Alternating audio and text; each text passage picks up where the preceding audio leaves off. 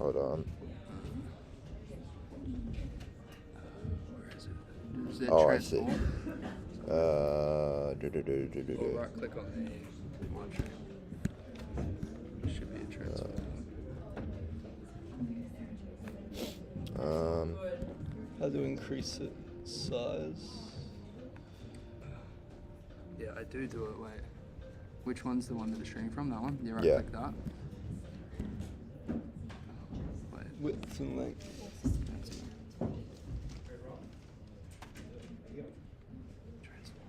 Oh, damn it. Hello. Good morning, everyone. Welcome to TAFE Talks 2025.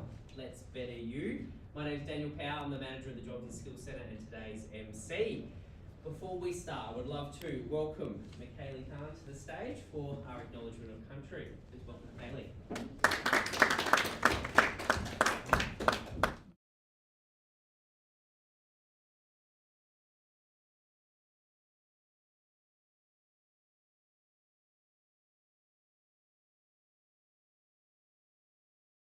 Country for most of my life, but for me and on behalf of the Metro TAFE, I would just like to acknowledge the traditional custodians, the Wurundjeri people who this land we are all living on, working on, studying on. Just pay our respects to the leaders or the next generation, everyone here that has worked up, past, present and future. Thank you. Thanks for that, Michaeli. Thank you. I would now like to welcome to the stage Mark Mahan, the Portfolio Director for Resource and Logistics at North Metropolitan TAFE, for some opening remarks. Thanks, Mark. Let's steal here from good morning, everyone. So I'm Mark Mahan, the Portfolio Director for Resources and Logistics here at North Metropolitan TAFE. And it's great to see us here, and some of you here back again. Unfortunately, I am doing the same opening remarks as yesterday. What we're here to talk about, though, is your opportunity. Your opportunity to better yourself, immerse yourself, and improve. This year is all about improvement. Across the globe, people are asking, how can I sleep better, think clearer, and live happier? And sometimes those answers are not easy to find. Here at TAFE, our purpose is simple yet powerful: to improve the future by improving our workforce and our students. TAFE Talks is more than an event. It's an opportunity to equip our emerging workforce with the skills, mindset, and confidence to become more capable, well-rounded, and healthy individuals who can achieve their dreams. So about TAFE, North Metropolitan TAFE is more than just a training provider. We are we are WA's largest, with 9 campuses stretching across all of Perth's northern suburbs. From Joondalup to Midland, Leederville to Clarkson, each campus is equipped with cutting-edge industry standard facilities. So your learning experience will mirror the real-world applications. From our state-of-the-art electric vehicle training facility at Kendrew, our smart automation facility at Balga, or our advanced simulated hospital at McClarty, we ensure you gain those hands-on skills in environments that reflect the future of the work. We deliver over 350 recognized courses across more than 70 different industry areas, from apprenticeships to traineeships, advanced diplomas to micro-credentials. Whether you're starting out, changing careers, or upskilling for a future, there's a pathway here for you at TAFE. Every year, more than 34,000 students come to TAFE. Over 1,300 of them are international students. This creates a truly diverse and dynamic learning community. Today, you'll hear from 8 professional speakers across this morning 4 across 2 engaging morning sessions, each focused on topics that help you better yourself and your lifestyle. This year's TAFE Talks focus on personal and professional growth, with sessions designed to help you boost your well-being, strategies for better sleep, mental clarity and resilience, sharpen your thinking, tools for problem solving, creativity and decision making. elevate your lifestyle, so practical tips for balance, productivity and happiness, and future-proof your career, insights into adaptability, lifelong learning and leadership. Immerse yourself, improve yourself, and take the next step forward to becoming the best version of you. Thank you and welcome to TAFE Talks. Thank you, Mark. Appreciate it. So this year's theme, as Mark said, is Let's Better You, focusing on holistic improvement and personal growth. The Future 5 team's goal is to help you all take meaningful actions toward bettering yourself, learning new skills, breaking old habits, and building healthier ones. Some quick housekeeping for today. Please switch your mobile phones to silent. Bathrooms are located to the right-hand side of the security desk just outside the lecture theatre here. In case of emergency, we will have some alarms blaring and head across the road to TAFE Building 1. That will be our assembly point. I do want to mention and give thanks to a few people here. We've got In a Cup, vendor located just outside the exit here. They're serving up acai bowls and power teas. If you were here yesterday, these power teas are huge. I had one yesterday and I was buzzing all afternoon like a hummingbird. They are very caffeinated. If you want to lock in for the day, I recommend you grab one of those refreshing teas. I do want to give thanks to our AV students at the back here. They are live streaming the event. Hello to those who are watching online. A special thank you to our Auslan students here interpreting today. Thanks to Keith, our client for the day, right in the centre here on your location. You're hiding in the corner yesterday. I do want to spruik our Pilates session at midday today with Lucy Naylor. Okay, I can see you all there. So let's better you. We are TAFE, North Metropolitan TAFE. We're all about bettering yourself from a training and career perspective. Myself, from the Jobs and Skills Centre, I help many students in deciding what they want to do to better themselves in those aspects. In particular, helping with interview preparation. And I get a lot of students who come in for interview prep and they ask, how do I answer the question of what is your weakness in that interview scenario? And our recommendation is always a formula. State what your weakness is and say, but here is how I plan to improve. Okay, my strategy to improve. And I would hope that all of you from today's guest speakers find some ways to improve and better yourself. We're never fully formed, we're never perfect, and that should never be our answer for an interview question about what is your weakness. If you say, I'm perfect, I've got no weaknesses, your weakness is probably a lack of self-awareness, in all honesty. So please, I will be encouraging you to scan our QR codes throughout the day. We want to make sure we capture attendance. You will receive some feedback forms via email in the coming days. I encourage you to fill those out. Scanning the QR codes, giving feedback, that helps our Diploma of Event students after this event for their assessment purposes. Now, we do have our first speaker, Amanda Sterndale, coming up very soon. We will take a quick pause just for a few minutes through until 9 p.m. to make sure that all attendees can come. So we'll have a quick break here and we'll see you in about 10 minutes. Thanks everyone.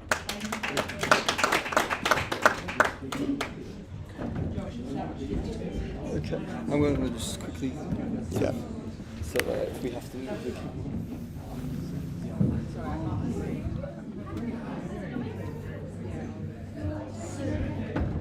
Okay.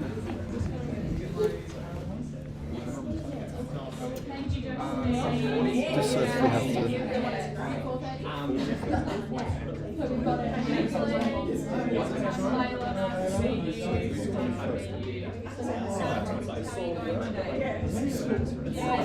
Hold on. Wait, just a sec. Oh, okay. It dropped out for just a moment.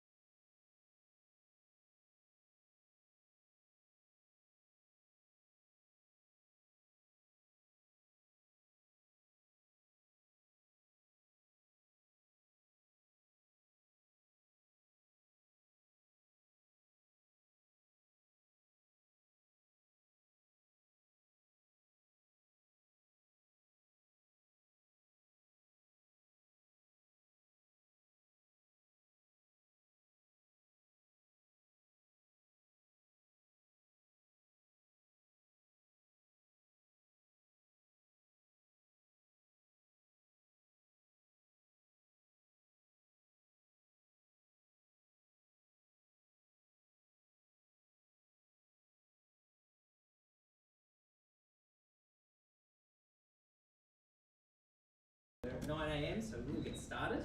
I'm pleased to introduce our next speaker, Amanda. While supporting others through crisis, Amanda faced her own, an assault by a patient that led to post-traumatic stress disorder, anxiety and depression.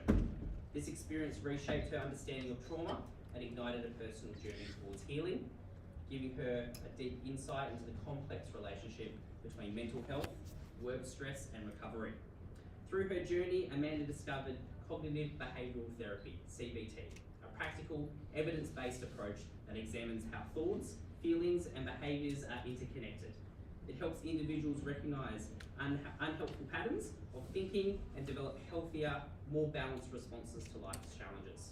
For Amanda, CBT became a cornerstone of her recovery, helping her rebuild resilience and regain confidence. Please welcome Amanda Sterndale, an Emergency Services Officer presenting Finding the Balance with Cognitive Behavioural Therapy.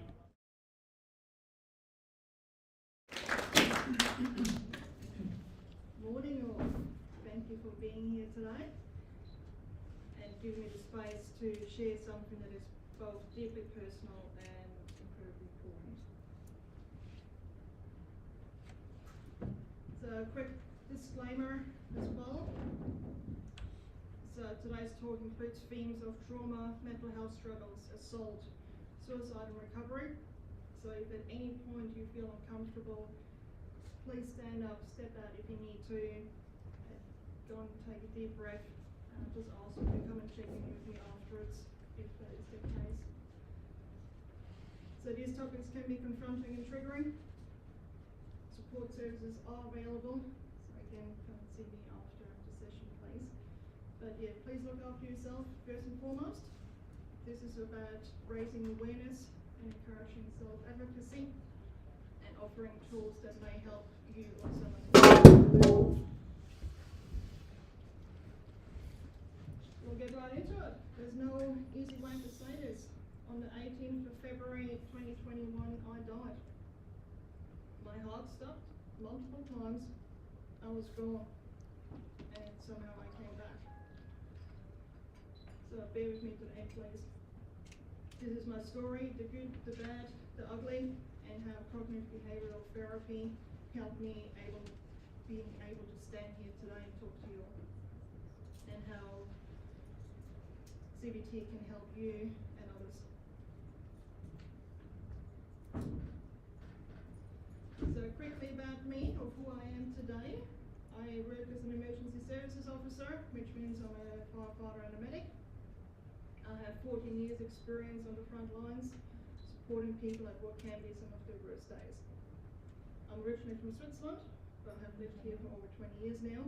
I'm a proud owner of Buddha, the American Staffy, that doubles as a couch potato and a snuggle buddy. I'm a mental health advocate and speak openly about my lived experiences. I know how powerful it can be to hear, like, I see you, I understand the hurt. I'm also currently studying psychology and counselling to increase my knowledge on how to best help others.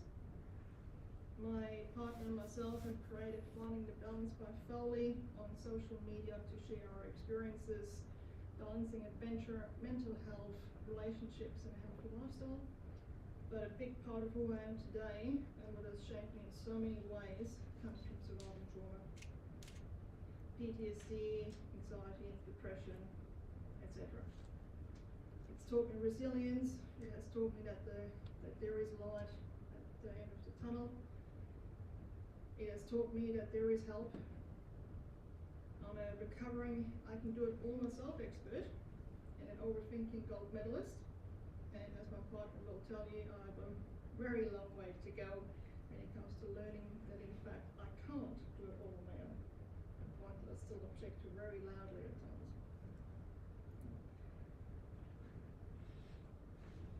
So why this conversation and my story matters. So I want to start by sharing why I chose to speak about this openly. For a long time I've carried shame, fear about what I went through. I learned that trauma is more common than we think. Speaking about it openly still isn't. And that silence keeps people suffering. I'm not here to shock anyone or to focus on the pain. I'm here my story is horrible in parts, but it didn't end there, and that's the most important part of today.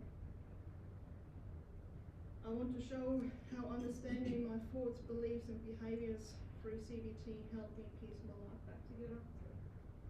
And if someone listening today hears even one thing that helps them, or someone they care about, then sharing this will have been worth it.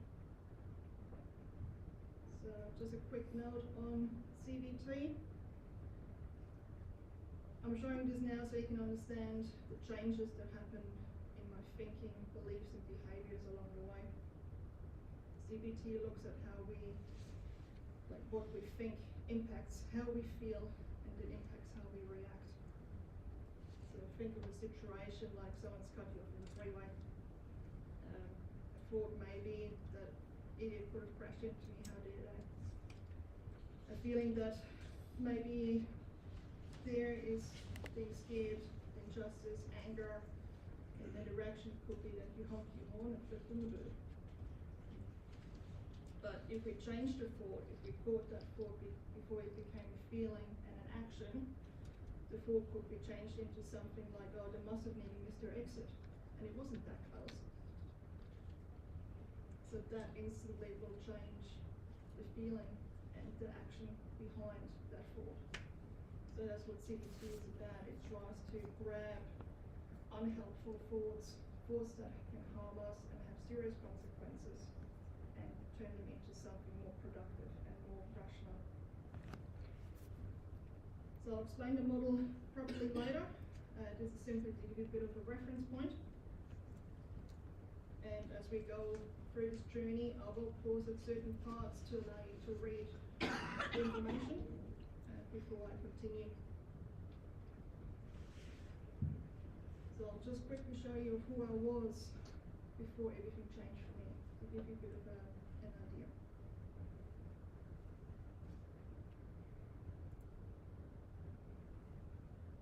I want to paint a picture of who I was to show how deeply things impacted me. I was proud of being strong, capable and independent. I was confident and outspoken. My job as a fire and a medic, I was the one people called on and relied on. I was the happy and cheerful one. My nickname was Miss Happy. I moved on my own into a small remote town, completely on my own. I was confident that I'd be fine. Famous last words, aren't they? I'll be fine. Loneliness set in quick, but I was still fine.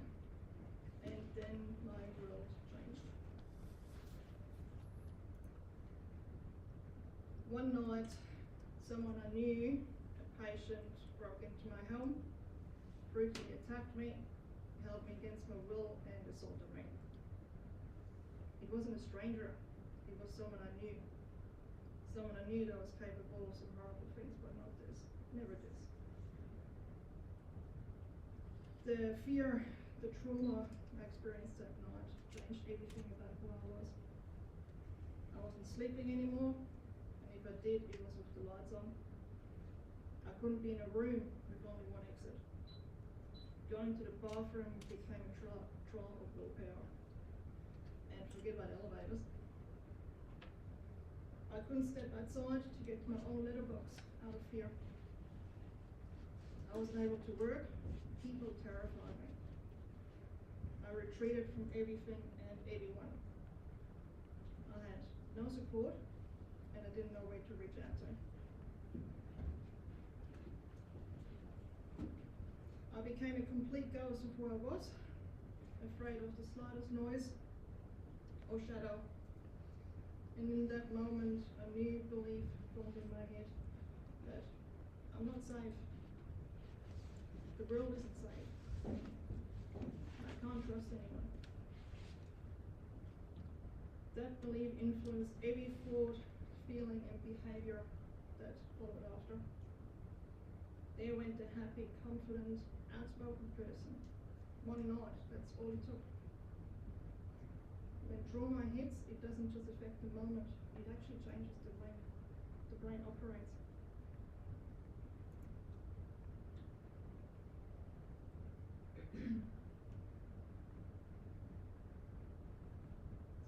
trauma, the brain doesn't process information the same way.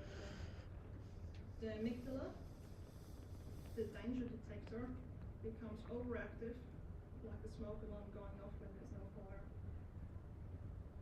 The prefrontal cortex, which helps with logic, reasoning and decision making, becomes less active, making it harder to think clearly or feel in control.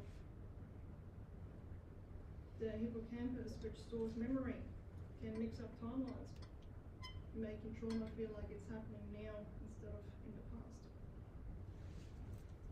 These are normal trauma responses. Your brain is trying to keep you alive. It's not being dramatic or overreacting, it's biology. So these changes are the way, the brain's way of protecting us after trauma, but they can make everyday life incredibly overwhelming, and our own brain harms us in that way. What I needed was support, safety, and to be believed, not feel like I was in danger at all times, or reliving the memory as if it was happening right now while standing in a shopping centre or watching TV, or because my ability to think rationally and logically had disappeared. This is science. It's biology. The brain puts us into a fight or flight mode regardless of what is happening around us. But before I ever found CBT or healing, something happened that made the trauma even worse.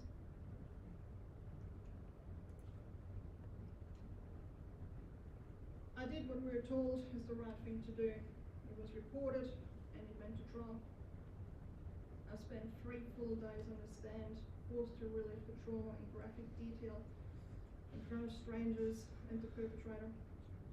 Instead of finding truth, safety and closure, there was only more trauma. My credibility, my character, even my body and profession were used against me. Comments like, someone your size couldn't have fought back like that.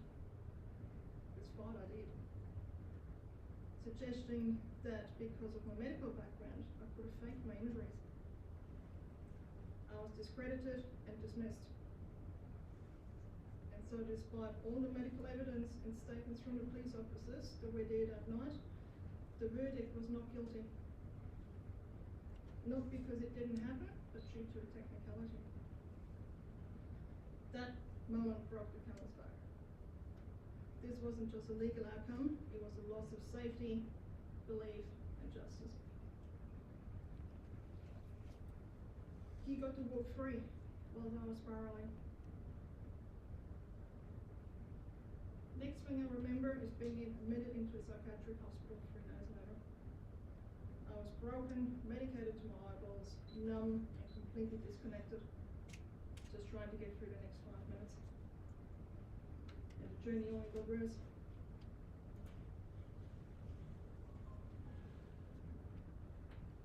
While I was in psychiatric hospital, I was placed on medication that very quickly made my mental state worse, not better. I could feel the change. My thoughts became darker, my headspace deteriorated rapidly, and I could tell something wasn't right. When I raised my concerns about the medication and the side effects, they were dismissed. I was told that can't happen, that only occurs in adolescents, not adults. I tried to advocate for myself and ask for a second opinion. Instead of reviewing my care, I was discharged. Being discharged at that point left me unsafe, unsupported, and with medication that was pushing me into a very dangerous place. I shared this part of my experience for one reason, so others understand that seeking help should never silence your voice. If something feels wrong, it's important to be heard. Leaving hospital at my most vulnerable and on the wrong medication led to a rapid decline in my mental health, and that takes us to the lowest point in my story.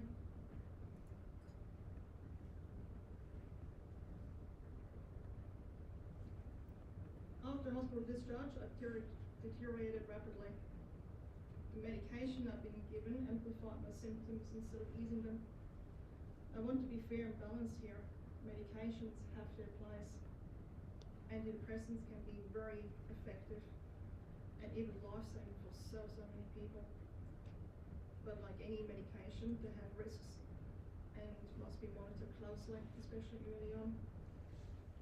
Common early side effects include increased anxiety, agitation, emotional numbing, intrusive thoughts, and in some cases an increase in suicidal thinking, especially in younger adults. Many people are not warned that symptoms may worsen before they get better. And that this period requires support and monitoring, very close monitoring. Personally, I could feel myself spiraling. My thoughts became darker. I felt emotionally numb and disconnected, and I had no support or guidance around what I was experiencing.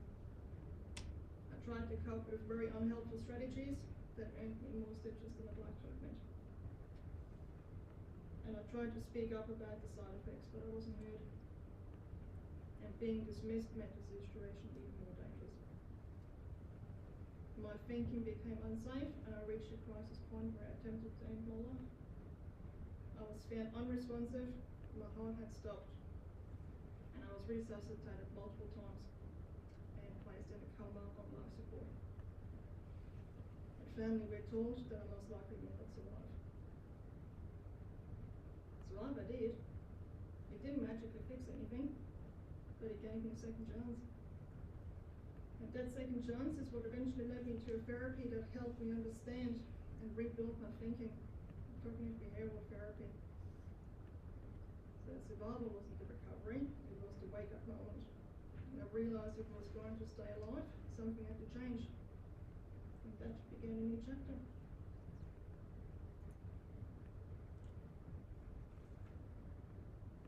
Now I didn't come back feeling grateful or ready to embrace life. I was angry. I woke up overwhelmed, disorientated, and unsure how to move forward. But something had shifted. I knew I couldn't go back to the way I was living. And with the help of a very caring psychiatrist, I was taking off medication and monitored very closely, and was finally heard. I had spent years pushing through being strong, staying silent, and trying to handle everything alone. I realized that healing wasn't going to come from fighting harder, it would come from understanding myself, especially what was happening inside my mind. Although I didn't know the term at the time, that was the start of the CBT mindset. Recognizing that my thoughts affected how I felt, and how I felt affected the way I behaved.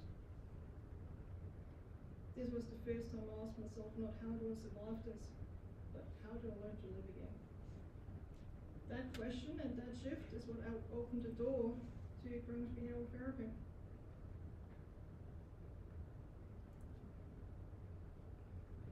So what is CBT? CBT emerged in the 1960s when Dr. Beck observed that his patients' emotional suffering was strongly linked to the automatic thoughts and interpretations they had about events. It shifted psychology away from long-term insight-only models toward a more active, present-focused and skill-based approach to improving mental health. CBT is backed by decades of clinical research and is widely recommended as a first-line treatment in Australia and internationally. So these days it's the gold standard. It is used in hospitals, community mental health, private practice, telehealth, workplace wellbeing programs and trauma recovery settings. A key component of CBT includes recognizing cognitive distortions, automatic, unhelpful thinking habits that can maintain distress. What makes CBT especially valuable is that it equips people with skills they can continue using long after therapy ends. For many, it becomes a lifelong toolkit. It also helps you understand the behavior of people around you, or at least it equips you with the tools to ask the right questions, to understand where they're coming from, and allowing you to help them if needed. For me, CBT was the first time I understood what was happening in my mind and why I was reacting the way I was. It gave me a structured way to start rebuilding.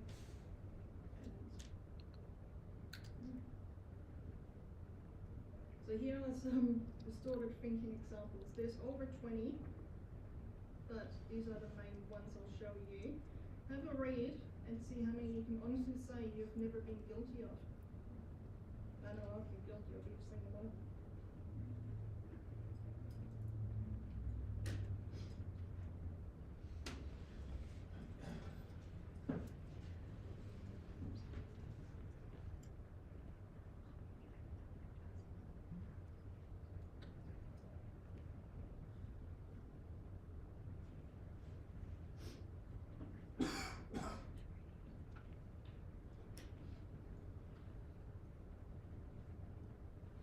Have you found a couple that you've been guilty of?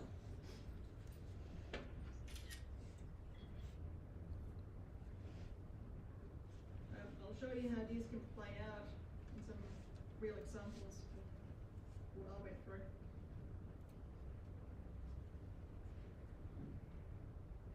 So CBT teaches them to notice the cycle of thoughts, feelings and behaviour, how to identify the distortion and challenge the thought, so the emotion and behaviour can change. So one example, so walking 10 meters to a letterbox from my front door. Automatic thought, if I step outside something bad will happen. Emotion was fear and dread. Behaviour, I just didn't leave the house anymore. I literally had somebody pick up my mail to bring it to my door because I'm cognitive distortion, catastrophizing. Another example, in Kings Park, I thought I saw my attacker, someone that looked like my attacker. Automatic thought was, I'm in danger, I have to hide. The emotion was panic and terror. The behaviour, I hid in the bushes. I froze and I was unable to move. I was in those bushes for 5 hours. So right, if you know Kings Park, up at the restaurant, over to the right hand side, there's where the park kind of starts. I ended up in those bushes and I couldn't get back out. So cognitive distortion, I jumped to conclusions. Then a third one in the supermarket, in an aisle, I felt trapped. So, like I couldn't escape. That was my thinking. The emotion, like I was overwhelmed, the anxiety went through the roof.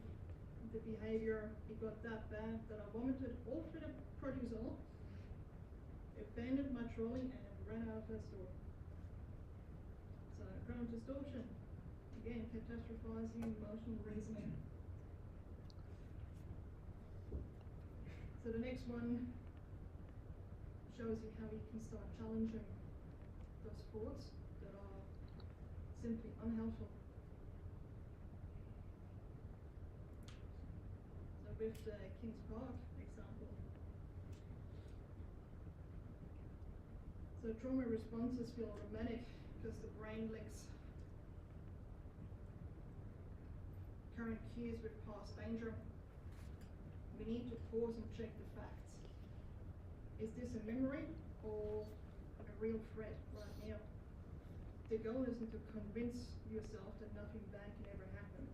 It's not the point. The goal is to assess the threat accurately, rationally, rather than through a trauma filter. The shift was an instant, but with repetition, the nervous system can learn new responses. So with Kings Park, saw someone that looked like my attacker. The thought, I'm in danger, he's here, I need to hide. So the intense fear, the panic, the heart racing, shaking, tunnel vision, the urge to run and hide. And so I did. With the cognitive distortion, so the past trauma treated it as a current threat. That's where the brain put it back in as something that is happening right now than happening in the past. Hypervigilance, the threat bias, all of it. But I didn't check. Where is the actual danger? I didn't challenge anything. So what is the evidence for the danger? The resemblance was triggered by memories, and the body reacted as agreed. The evidence against the danger. Clothing was different, location was different. No direct threat, it was daytime, there was other people around, and it clearly wasn't my attacker. So if I had been able to catch my thought and challenge it at the time, and actually rationally looked at it, I would have realised that I'm okay. So new thought could have been, this person resembles him, but it wasn't him. I'm safe right now, I can breathe, I can look around, and I can stay present. New behaviour, slowed my breathing, grounded myself, found a support person, calmly walked to a safe space instead of hiding and freezing.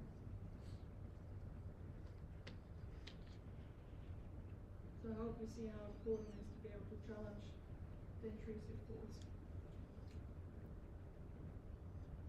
Now onto a bit of a different note, your responsibility to be informed about your care. Just give it a second here.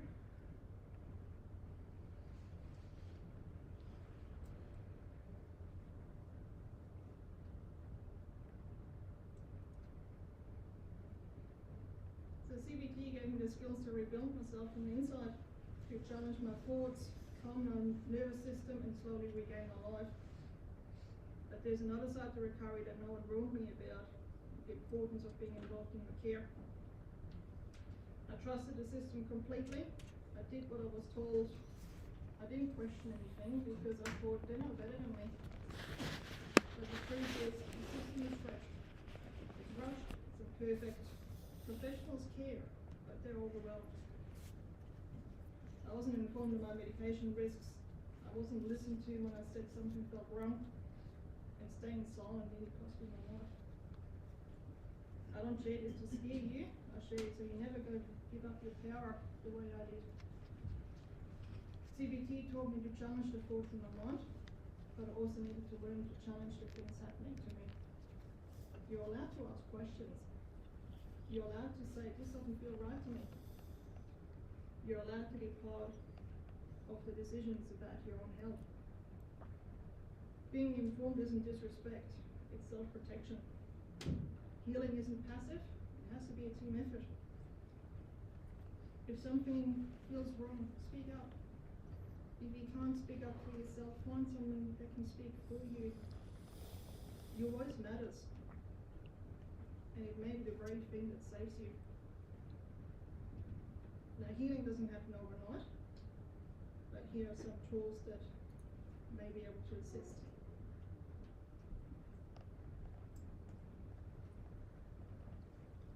So healing is really achieved through one single approach. It's finding the right mix for you. Mindfulness and grounding techniques help me calm my nervous system in moments of panic and flashbacks. One very common one is snipping a hair tie on your wrist to interrupt a spiral that can bring you back to the present. So I wear them quite often. It interrupts the spiral. If you're not able to grab your thought as they're coming through and challenge them, quick snap of a hair tie can interrupt your spiral instantly. Then there's techniques like breathwork, grounding techniques, and body scanning. Getting a GP mental health care plan made therapy more accessible and affordable, and I want people to know that this option exists. Professional support matters, but so do people who sit with you in the dark moments. Support doesn't have to be clinical, it can be a friend, a partner, or a peer-run group. Education, so very important. Knowledge is power. When I understood what was happening in my mind and body, I felt less afraid and more in control. And above all, healing isn't linear. There's no quick fix. It's built on tiny steps, small choices, and being kind to yourself. So self-compassion, again, so very important. You don't have to do everything at once. Choose one tool that resonates, try it, and build from there. What works for one person may not work for another. Your healing gets to be personalized. Look, I'm still working on it. I went back to work 6 months after being brought back. I can now be in confined spaces. I can go shopping without vomiting everywhere. I can stand here and talk about all of this. Doesn't mean I don't get scared.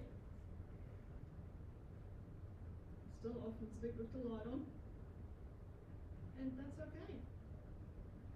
But I'm getting there.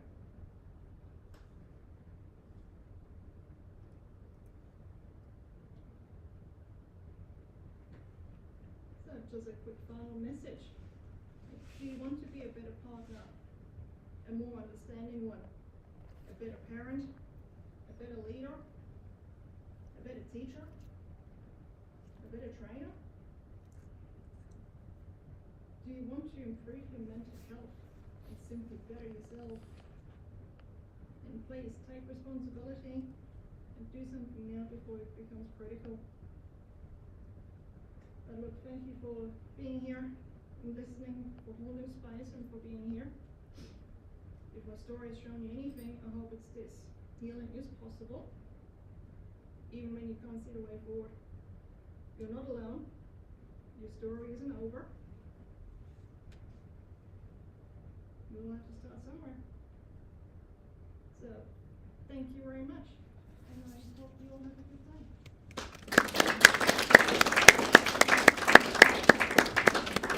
There's some lucky bands on the way out.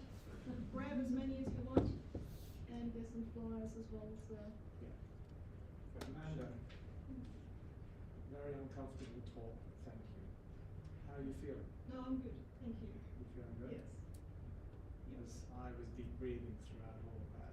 Yeah. I don't know if anyone else was. I was holding my breath actually. Yeah, I was holding my breath, I was skip breathing. Okay. The courage you and okay? the courage and the resilience is unbelievable. Yeah. Thank you. Thank you. Thank you once again to Thank Amanda you. Sterndale. Vulnerable but necessary conversation. We're going to take a quick 15-minute break here. Feel free to step out. We do have Andrew Lambert up next for the journey to Ikigai at 9:45. But for now, feel free to step out, visit In a Cup for a cup of acai or a power tea. All right, we'll see you soon. Thanks, everybody.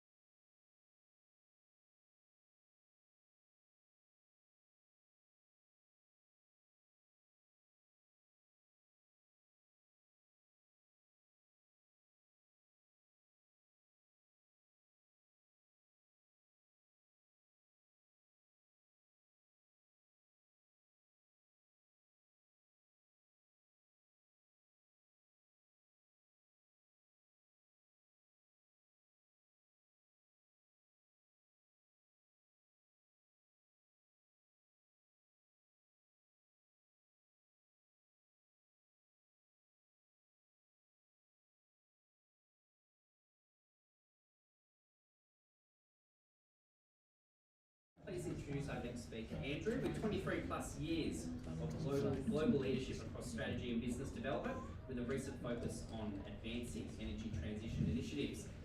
Andrew is driven by a thirst for continual learning, and is an adaptable and collaborative leader known for building capabilities, teams and stakeholder relationships that deliver lasting outcomes. Please welcome Andrew Lambert presenting A Journey to Ikigai.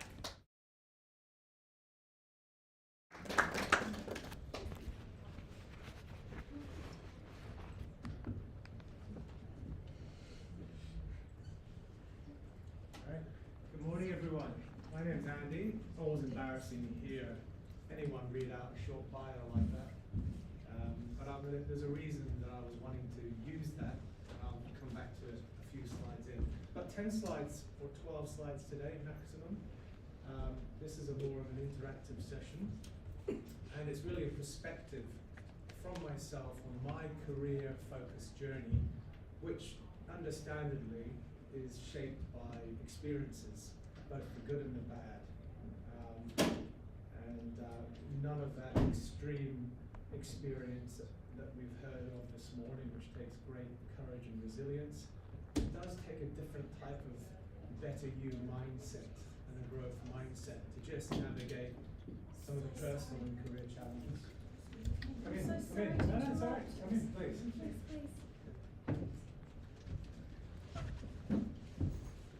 Thanks for coming. This is a more interactive session, so I encourage hands to go up, and looking at the demographics of the audience as well, we've got more experience sitting there than there is here, without a doubt. I'm only one part of this ecosystem, which is life. So, the next sort of 20 minutes or so, I'll throw up a couple of slides, and before we get underway, can I just get a quick sense check? Today, who's a student at TAFE? Would you please put your hand up? A student, yeah. Okay, thank you. And I'm assuming much of you, is anyone here a first year student? It's just starting off on the journey? Okay, you are? Okay. But by and large, most of the students here are towards the middle or the end of their course, by the sounds of it. So you're getting to the pointy end. How are you now going to get your return on investment? Effectively, if you look at it from a financial point of view. For the others, I'm assuming that you're staff or workers or transitioning to new jobs, if you're in between jobs. Is that correct? If you could show of hands for those that are staff, workers. Thank you. Just gets a quick scan of the audience, and I encourage any feedback, please, from those that have got experiences and that are willing to share it. So, I pulled this, I think it was Pinterest. And my sourcing hasn't always been great in this for some of these graphs, but my intent is to try and at least recognize that a lot of the data is just online and through web browsers. We each have our own journey and path. This fails to show a lot of the loopbacks. This fails to show a lot of the obstacles, whether they're health, financial, relationships. But it's trying to depict that we all have our own little path. And there's kind of one way that we're all heading. And that's the finite time that we have on this planet. So, if we have a finite time on this planet, how are we wanting to spend it? If this 30 minutes is part of that finite time, how do you want to spend it? Flip it around and start to think about what it is you'd like to do that brings you joy. And if it's not bringing you joy now, what are the steps you have to do to get there? And it does start from a position of gratitude, self-awareness, at least that Amanda spoke about earlier, which was more of a conscious approach. What are you feeling? What are you thinking? Today, the week, the month, and then scale it up. What can you do about it? So, this image here, especially if you're early on in your career or just about to embark upon paid work, full-time paid work for the first time, you've got these sort of components buzzing through your head. You know, you've got everything from, well, don't limit myself, think big. But hell, I have to think practically. Where are the jobs of the future? What is it I enjoy doing?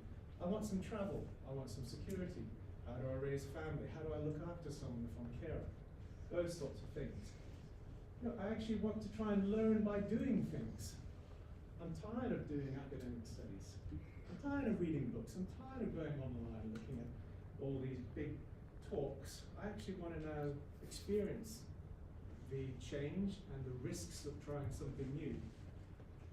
Yeah, I might be wanting to find a mentor because I've identified something that I need some help with, and it comes back to Amanda saying again, ask for help from others that you might know through friends, family, whether it's an online connection if they're overseas, or whether they're here in person, even better.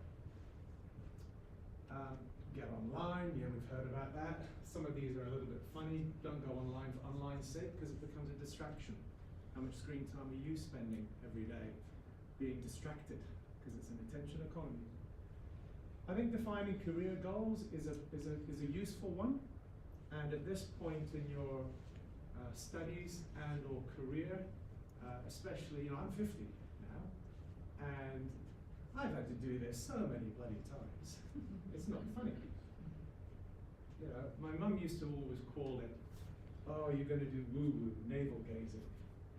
You know, I'll go introspective, I'll go deep. What is it I want to do? How can I change the world? Be the change you can be, all those sort of things. But I realized quite quickly that I could define these goals, but wouldn't have the emotional gravitas or the belief in why I was wanting to do it. So I think over 20 odd years, mainly in energy, mining, and in business transformation, I've had the privilege of working across different jobs, different spaces, different career types. It's usually not been more than 2 years each role, and more recently a lot less, and that's a vulnerability because it's becoming more volatile to stay in a role for longer. So continual learning and keeping current is really key, certainly in those more traditional industries. But I've realized that through all my little journey, it's the why. Why am I doing it is more important. Not the how, which is the steps towards a goal, it's the why. And that does take some maturity and self-awareness where you are now, whether you're in your early 20s or whether you're in your 50s, 60s, 70s. Why is it you're feeling a certain way? What's influenced your thinking? And what kind of mindset do you want to have towards a purpose, a meaning? What gives you that joy? So these are things that are easily said and well quoted on all the resources online and in books, but actually getting to that point oneself is a lot harder. And so do speak to people about it, friends, a mentor, a career coach, and start to challenge that mindset that you have. It will help you improve your thinking. Busy slide. This is effectively just saying know thyself and the why. Why is it you're doing things? What is it? Just an interest? You know, the bottom line is there are more career areas, types, and specializations than ever before in our history, and the markets have designed it that way. We've got segments, and sometimes it's really hard to move out of one area or segment into another industry because you don't have the relevant skills and expertise, because things are becoming more and more technical and complicated as well as complex. For the know thyself, we all know this, it's personal, situational, internal and external, how you feel, how you like to communicate, what experiences you've had to this day, and then the external components. What's your environment look like? How stable is the workforce? You know, how am I going to keep paying bills on time, cost of living prices, etc., etc. Housing affordability adds another crisis on top of that, and these are not easy times, and effectively the society is transforming as we speak, and unfortunately the gap's getting bigger. But there are steps we can take as individuals to at least lead a more joyful, happy life where you actually mostly want to get out of bed in the morning to go and do something. Some days you don't, and that's fine, but most of the time the trend needs to be generally a positive one. If not, be aware, do something about it. Seek help if needed. There are various components in your life stage. You know what you'll do, the minority. You ever sat down at a dinner or a lunch or what have you? Oh yeah, no, I want to be an accountant. Yeah, 16 years old, want to be an accountant, and my father was an accountant, my mum, whatever. They've had somebody in their family that's done this, and that's what they said they'll do. They're going to pay for my uni course, and as long as I get my ATAR over 80, and then I'm going to go to London, and after that I might go. You sit there going, great, love your enthusiasm. It's a little bit annoying because you actually know what you really want to do. That's what you're saying. Whether or not it happens is another matter, because there's more disruption now than ever to attain goals. And that's because it's a hyper-competitive market that we're in, and it's hyper-volatile as well. I was never really that at all. I was that. Second bullet point. I went to boarding school. I was outsourced because couldn't live in West Africa and go to the same schools when I was a kid. And the expectation, the unspoken expectation, was I go to a privileged school, which had high academic pursuits, which wasn't me, but was more about rounded skills. And there was an expectation that it was a contract. I had to go to uni. And guess what? I got partly funded through the uni by my folks, and I was lucky. We didn't have things like TAFEs back in the UK. We had polytechnics, which have been, by and large, moving towards the TAFE model in some areas, because it's much more practical experience. And then some of the polytechnics reclassified to the university systems in the UK. And then they started charging fees, much like the HECS or fees help that you get here. But I was one of the last years that had partly paid for tuition in the UK, and then everything changed just with the sheer demand of the market for these courses. So I did what I was told. I was good at geology, I was good at geography, biology, chemistry, and I chose geology because guess what? That's what I knew from my family. And it gave them opportunities to travel the world, and I had a very different upbringing from just one house, one street, one school, a set of friends. So that was a plus. The negative was I hadn't really thought about what I wanted to do, and I had a short-term focus, and the long-term, my view was at least it's a step in the direction. You know, I'll work out if I don't like doing this degree, I don't see a career or an opportunities afterwards. And I just kept stepping, got the goal, then went, now what? And then I embarked upon, well, why did I just do that? I had an average grade, that I went and did a postgrad in the same thing. Because guess what? I was told I needed a postgraduate, a master's in science, to excel either in what was the oil and gas sector in the UK, or mining, or academia. And then, as we know, fast forward 30 years, oil and gas has been on the decline, long-term decline in terms of employment. And mining has been on the rise because of it's needed to build everything, with energy, of course, sustainable. So I kind of know myself now a little bit more, and I'm now at this point here, I'm trying to be strategic, but I got 5 years in most corporate or commercial roles. In the corporate commercial sector, there's an unwritten rule: when you hit 50, or when you hit 55, you've got the best before date put on your CV. It is different in some professions, government, health, education, but by and large in commerce, with the speed of change and transformation with technology and AI, things are moving faster and faster. So I've had to reassess again, and I'm doing it again right now. So, you know, I'm in this vulnerable stage in between consulting roles. And I want consulting roles or contract roles to be longer, because I want stability. I want a 5-day cricket match, test match. I don't want a 2020, you know, where you just quickly have a quick job, you go through it, you score, you finish the game, you go into the next job. I want to stay with the same sort of team, employment. So that's my challenge. career basics, I threw this up here, but you will all be aware of what these are, okay? So a job's something that you do. Work is an effort that achieves a result, financial, enjoyment, challenge.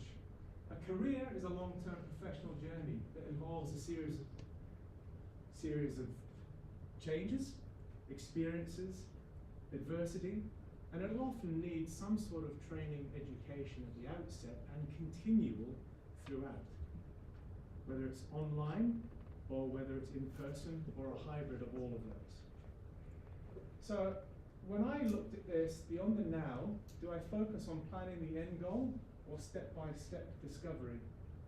And how I get to this goal is what I've described here. I've got an idea of what I want to do, and I'm also kind of a bit spontaneous, so I'm happy to take steps towards it. So I've kind of come at it from top down and bottom up, and that hybrid works for me. For other people, it may be far more on the planning, the vision, and the knowledge that they have in their field. And for others, it may be, oh, geez, I just need a job. I need something to just get going. And that's the reality with a lot of students today, is I just need to get the monkey off my back, get some cash flow, pay down any debt, and then move forward. Then I can think about a bigger picture. And there's nothing wrong with that. I'm doing that myself. You have to just think short term sometimes, as long as you're making steps towards something longer term. Every question begins with a journey, and that's the why. Why am I doing this? Why am I feeling the way I am today? Why am I here at this session? What is it I want to get out of it? And so an open mindset with a hint of gratitude within how you got here today, wherever you are in your life journey, just keep questioning the why, and just be a bit more conscious of it. So it was embarrassing at the start, but I've underlined why it was important to me, that bio. Continual learning. I was of end of the Generation X baby. End of Generation X, where it was usually at 1 degree, you were set for life in certain fields. I quickly realized that that's not the case for how I like to roll, what I like to do. And I've realized that I like change. I'm quite adaptable. And I enjoy collaboration with teams, multidisciplinary functions. I enjoy doing this because I found this a bit challenging preparing for the audience here today. Because 2 years ago, there was basically high school students and year 1 TAFE students. Now, we've got a far more experienced group of adults. So, but I'm sitting here and I've had to go, okay, what other conversation components can I impart in this session? I like to deliver lasting outcomes. It's not just financial. It can just be how people feel about working in the team with you. That's a lasting outcome. You usually remember how someone makes you feel doing something, not what the result was at the end, financially, or launching a product, or having an event run on time, on budget, without hiccups. So it's usually how you feel about the experience. Then knowing the why, it does give you a superpower, and introspectively reviewing where you are, checking in throughout life's important. And I'll keep stressing this because for too long in my 30s and 40s, I would just go on a plan and have an idea, just see this contract out, this in management consulting, which is high performance, high burnout as well, get to the 2 years and go, right, what do I want to do now? 2 years was too long. 2 years was too long in management consulting, where the speed of change, largely through technology and data analytics, accelerated ahead. My Excel skills are rubbish now compared to kids today at school, and so they're not as current, or AI, or any other model. So anything to do with data analysis, my areas have been disrupted. and I have to now work to, look to work and collaborate with AI or systems in a more meaningful way to give them that human aspect. And that's me just jumping forward a little bit on the slide, that I'm now having to think, what roles am I going to do now when a lot of my data analytical roles, strategy thinking, execution plans, you can just do them in 10 seconds with an AI search on ChatGPT. So it's that continual learning that I now need to have. What else can I offer on my journey to finding my ikigai? And I'm going to come to that ikigai now. I think it's safe to say we all know life's ups and downs. The older you are, the more current this timeline the more relevant that timeline may feel. It's called soul crush. That's a bit of a North American thing, but you know what I mean. You have a high, a low, the valley, sometimes the valley of death, where you're in the swamps and you're trying to get out. You get out of that, you climb up, you have a euphoric high, you've changed your life, circumstances have happened, you've attracted success, or you've attracted a coincidence. And then you can have big soul crushes, and then this can be both in personal life as well as career life. So you have these ups and downs. But I think what resonated for me was when a couple of years ago, I came across ikigai. Is there any Japanese in the room? Where are they? At the back. Am I pronouncing it right? Ikigai? Ikigai. So I'm not an expert in ikigai, but it's a concept, a philosophy, or even a verb that means your reason for being or life purpose. And I only discovered this about 4 years ago when it became more mainstream. I saw it in an airport or a Dimmicks. And the culture and the tradition of Japan anyway appeals to me, but it was the thinking of how do you have a concept that combines what you're good at, what you enjoy doing, and what are your talents and contributions to the world. How many people know much about ikigai? Can you put your hands up if you know a little bit about it?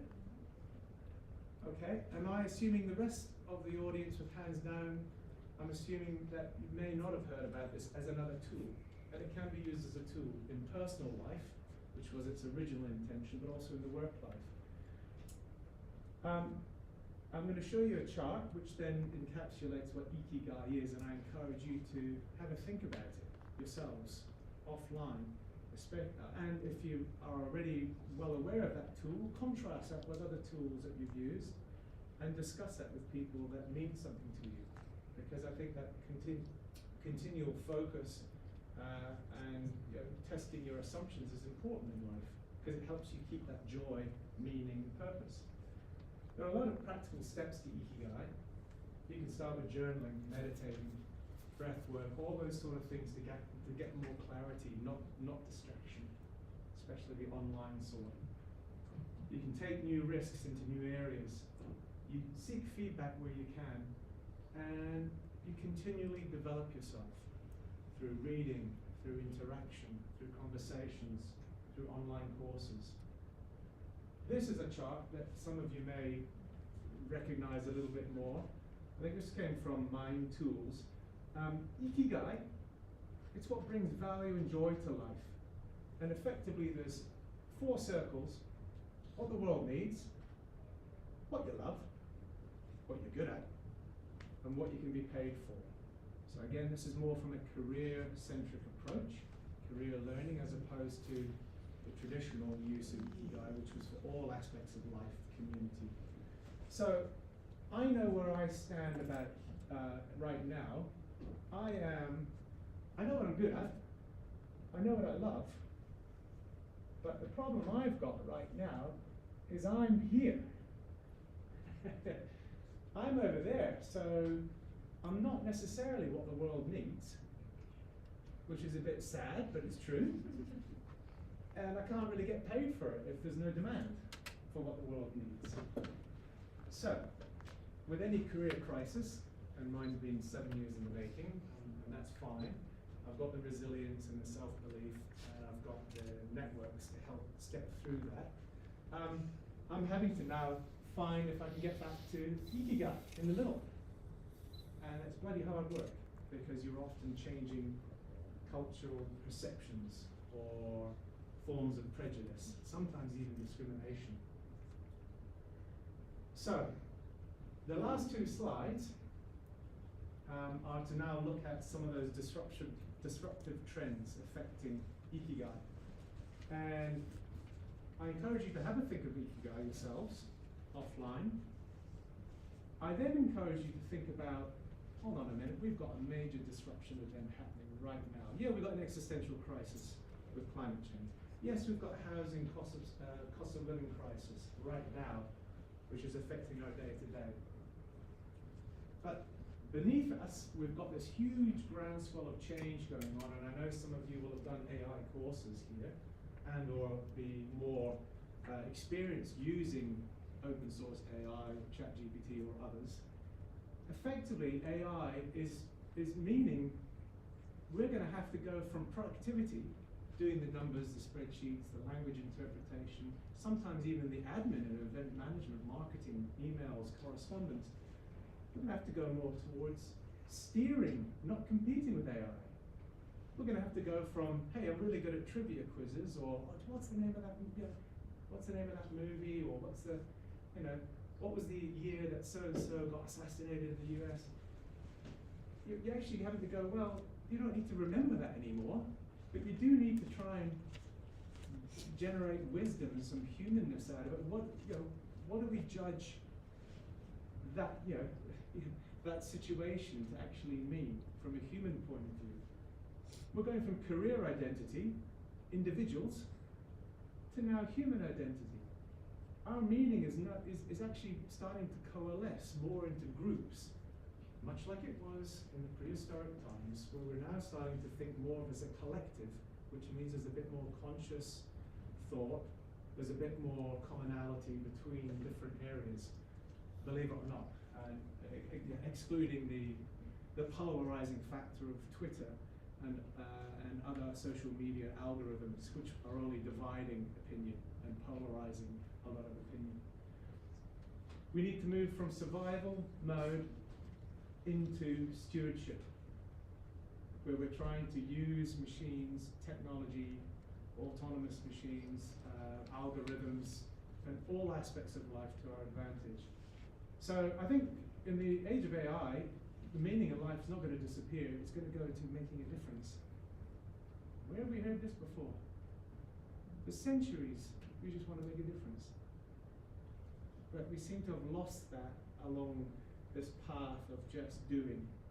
And some of it is also since post-Second World War, where the atrocities of that never wanted to be repeated, so we had this huge growth in wealth in a privileged few. We have to have better questions, and we have to look at creating a legacy. These are some of the things that ChatGPT gave me, which I thought was quite interesting. That last slide was ChatGPT was quickly coming up with those, and I just honed them a little bit. I'm going to skip this bit. Your core drivers, what drives you, are you aware, stay positive, all the basics that you can get from a myriad of resources and tools. What I'm trying to impart on you is just keep asking yourselves why. Check in with yourself, if not yearly, every 6 months. Journal. Look at, reference your goals, passions, joys, even your tool that you may be using, which could be an Ikigai or something like that. I think safe to say there are resources, viewpoints, and data everywhere.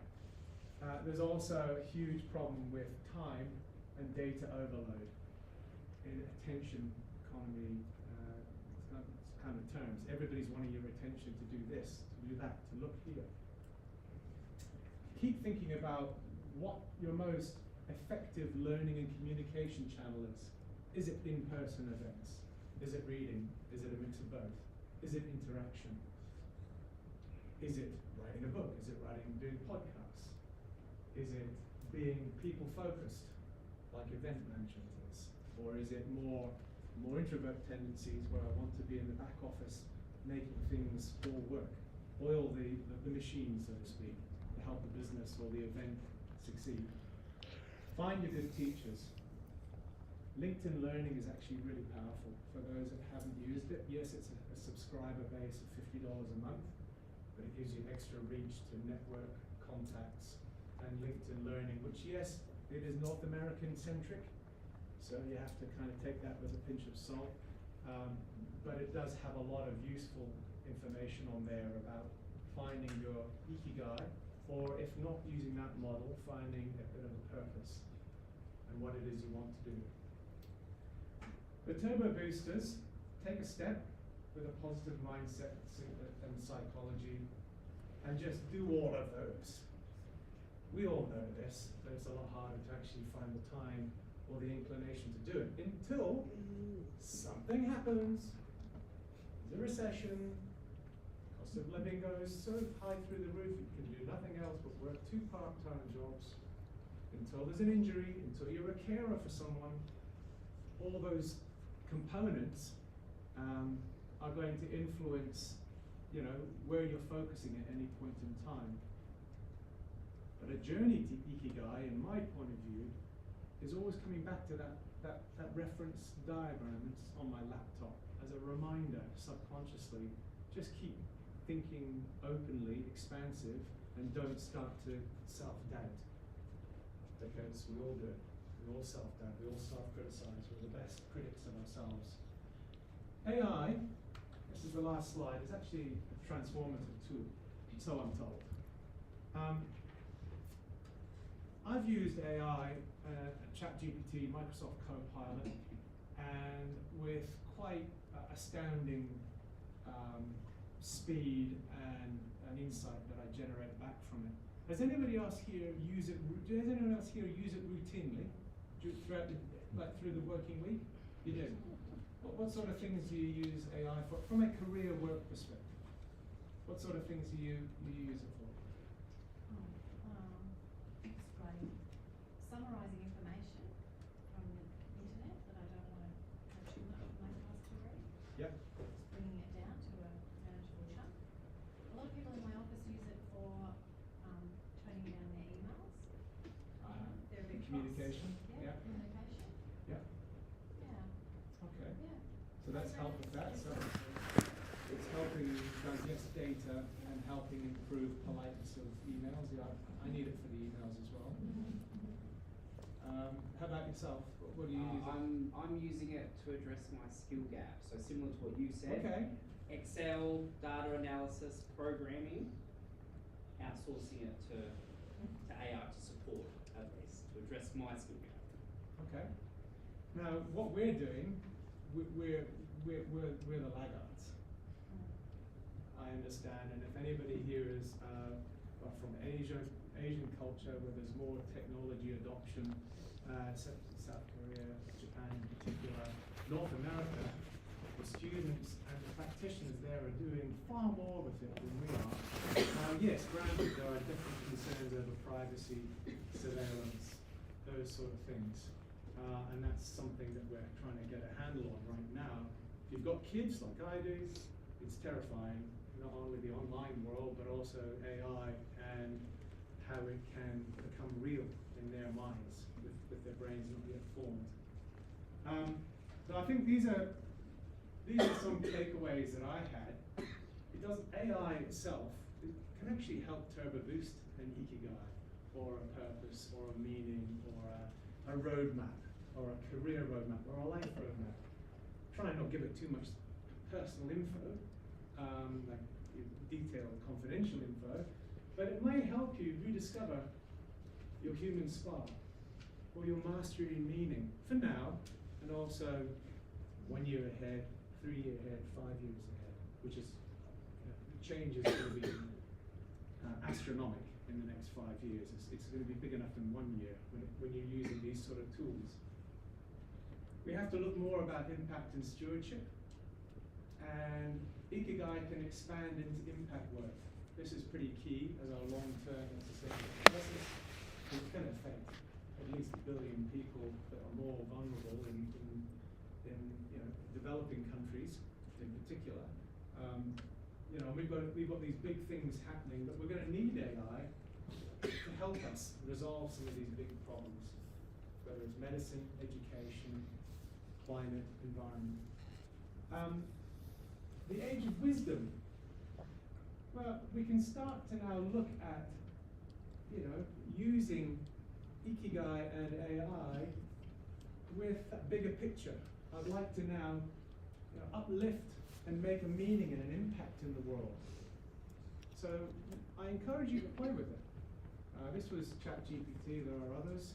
I encourage you to just ask it some questions. You may need to train the algorithm by giving them some of your bio or your history or your interests.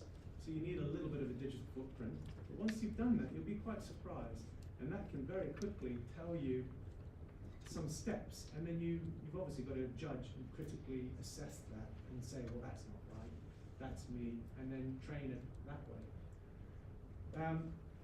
Meaning through impact. Now, ChatGPT says, hey, you don't lose meaning, you're upgrading. You're upgrading meaning, which is a bizarre concept. But that means what? That my meaning feels, I feel like I'm making more of a difference? I'd like to think so. But let's see how that works. I think ultimately, we've got this huge transformation event happening right now. I know the TAFEs nationally have identified this. I know that the unis have as well. But when we compare the rate of education adoption in other developed worlds like in North America or even Southeast Asia, the speed and the proactiveness in this field is breathtaking, whether it's through education or in commerce. And I think that we as a society, if we're in the lucky country, and if we're living here permanently, in particular, we've got to think well beyond this simple lucky country of mining and resources and start to think more about broader impacts on humanity as a group and as a collective, both in Australia and overseas. And that's some of the challenges that we face right now. And quite frankly, this may end up helping us achieve that goal. There's going to be a lot of hiccups on the way, but I see that as a positive overall, a net positive, if used correctly. So look, my journey has been anything but stable, that life chart, both in life as well as in career. But I think just flipping every challenge, whether it's financial or family or relationships or security, I think just flipping on its head, referencing those sort of tools, like AI as well as Ikigai and other methodologies, I think that will help us become more aware. And if we're more aware, that's a good thing, right? Better that than being a zombie, unconscious, like most people generally are in most areas of life. We're just walking through life unconscious, aren't we? The older ones in the room that I'm talking about. They're the stubborn ones that, the unconscious ones, you see them without thinking a bit bigger. Yeah. So that's really what I was here to talk about, was just an experience, a tool that works for me, being Ikigai, a methodology, and I've actually become a bit more of a believer certainly in this tool here. 3 months ago, I didn't go near it, because I didn't want my kids near that sort of stuff. I only went near it if work needed it.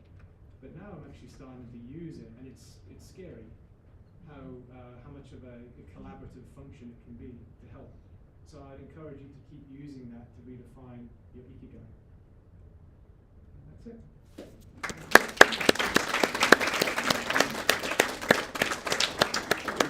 Do we have any questions from the room? I know you were quite willing to take a Any Q&A. feedback? If there was any questions or feedback, any questions from the room? I was going to say that I think most people use AI just in general. Google's linked to it without even realising it. So Google is literally connected. When you type in a search now, it's all AI. Yeah. So how long have we been using Google? Yeah, exactly. So we have been silently consuming AI for well over a decade. Building, I think, is the word. Pardon? building AI. Building AI. Adding to it, yeah. True, yeah, we are the data, we're the data points. Yeah, good point, good point. We've already been using it for a lot. Any other comments or thoughts? I've been looking at the different ways that AI is currently being studied in terms of being used in the workforce. And one of the things that's being suggested is it might more like sandwich down everything, because AI can start making generalized decisions or directions based on data quicker than people in certain executive decisions. Yep. So they might shrink down teams. Do you have any thoughts on that idea? Because if that is where things are going, that could mean smaller teams but maybe more diverse businesses or areas or ways for people to explore what their passions are through business, I guess. Yeah, that's a good question. I don't know the answer. I do know that if our role using these tools, we've got to move to the right of the curve. We've got to become, it's a bit more of that wisdom component that was back here. Mm-hmm. I think we're having to be more judgment, moral based as humanity when we're looking at data sets. Mm-hmm. And unfortunately, the decision bias that you're talking about, or the data bias from the training models, is a real problem. Mm-hmm. And that's all we're seeing across social media platforms, is that polarizing effect, as opposed to that, it's grey, it's not black and white, but they're trying to, you'll get an answer that's saying it's black and white. Well, it's not, that's not the case. So we do have to focus much more on philosophy, judgment, and morality, if we're going to work constructively. So I don't know the answer. I mean, does anyone else have an answer to how we're overcoming that data bias and effectively decision bias? I sort of, yeah, sorry. Yep. I'm from Gen X as well. I think what's happening, clearly everyone sees this is an issue, the phone. There's no human interaction anymore. People aren't talking, they're not communicating. Back when I was a kid, we'd go home and go and hang out with our local friends and from school and do stuff outside, and there's less of that. I think that needs to be brought back in by us as an example. Yeah, I mean the forum that you're talking about, is that more people interacting, face to face, that's coming up with that kind of data, or are you seeing it in the research area? Are you seeing it in the data collection and research? More in the data collection and research area. I can't remember the study off the top of my head, but essentially what it was going through was comparing executives' decisions alongside with what AI predicted in certain modeled scenarios. It was in that specific area, and from what I could judge based on that is there needs to be that more human element of, maybe it's a smaller executive team, but they need to be more focused surrounding what the AI is making with its decisions and how that can be executed. Yeah. It seems similar to what your points are saying. We need to start seeing there's AI products or AI design, that sort of thing, but there's also the human design element, and they're not necessarily competing against each other because they're different products, really. Yeah. They're more something that could complement each other in order to create something greater. And I think critical thinking and the humanity of meeting in person, where there's far more body language and communication than on, I do that, that's all rather than that. I think that critical thinking, that self-awareness, and that judging of what the data is, where that data's come from. It's going back to Research 101, when I looked at academia earlier in my career, and it was all about citations and going to encyclopedias and going to Boolean searches in the library, really, really slow, even sometimes using that film, a blueprint film, to try and find your references. And we've jumped so far ahead now in what's in the data collection and the speed. We're going to have to keep thinking and questioning it, which is what's going on in particular in politics or with those business movers and shakers. We're all questioning, well, is this real? Is what they're saying actually fact? What's true anymore? And I think it's a big philosophical question that we're still trying to understand in our early stages of this adoption. So I don't know. We need more awareness through TAFEs, schools, and we're always trying to catch up, aren't we? Absolutely. It seems like the answer is nuance. It's definitely nuanced. So, but don't be scared of experimenting. Is my point. Within reason, take excessive risks, and see if it adds some value to something that you're trying to do. Because it does. It's here to stay. We've got to just move with the times now. Excellent. Thank you so much. One more time, everybody. Just to finally maybe catch up afterwards. I appreciate it. So It's okay. I know, Jen. She's going to talk in the next. Oh, perfect. The next event. So 2 quick things for the lifelong learners in the room. TAFE staff, LinkedIn Learning was mentioned. We can get it for free through our PD team, okay? I know that only helps the TAFE staff in the room, but there's nothing to stop you from throwing up on the big screen for your students in class. And for potential students next year, shameless fruit for TAFE, applications for semester 1 2026 close tomorrow. Okay, so if you're thinking about returning to the college next year, get your application in ASAP. Okay, so we are going to take a quick break through till 10:45. We've got Nicola Browning presenting Find the Freedom to Think, Grow and Be the Person You Want to Be at 10:45. Feel free to step out, visit in a cup for a power tea or acai bowl. If you're not able to join us for 10:45, do remember we've got our online stream as well. You can register for that with our volunteers at the front desk. Thanks everyone, see you soon.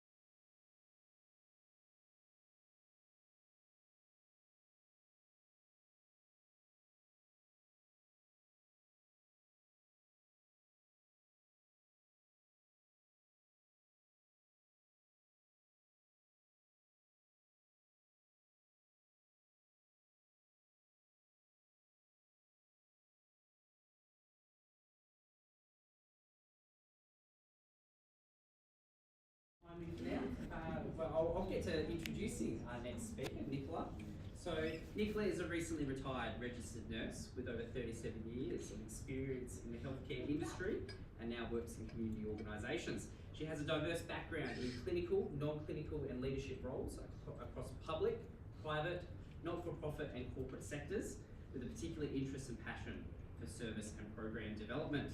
After a different kind of gap year, Nicola found new purpose through her lived experiences and now works in a community engagement role at the Stroke Foundation.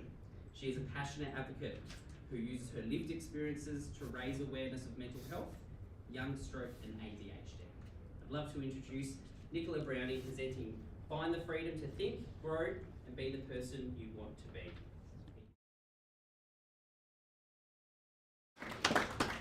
Hi everybody, it's an amazing privilege to be here today talking to you all. Can you all hear me? Because I know I've got a little voice sometimes. Perfect.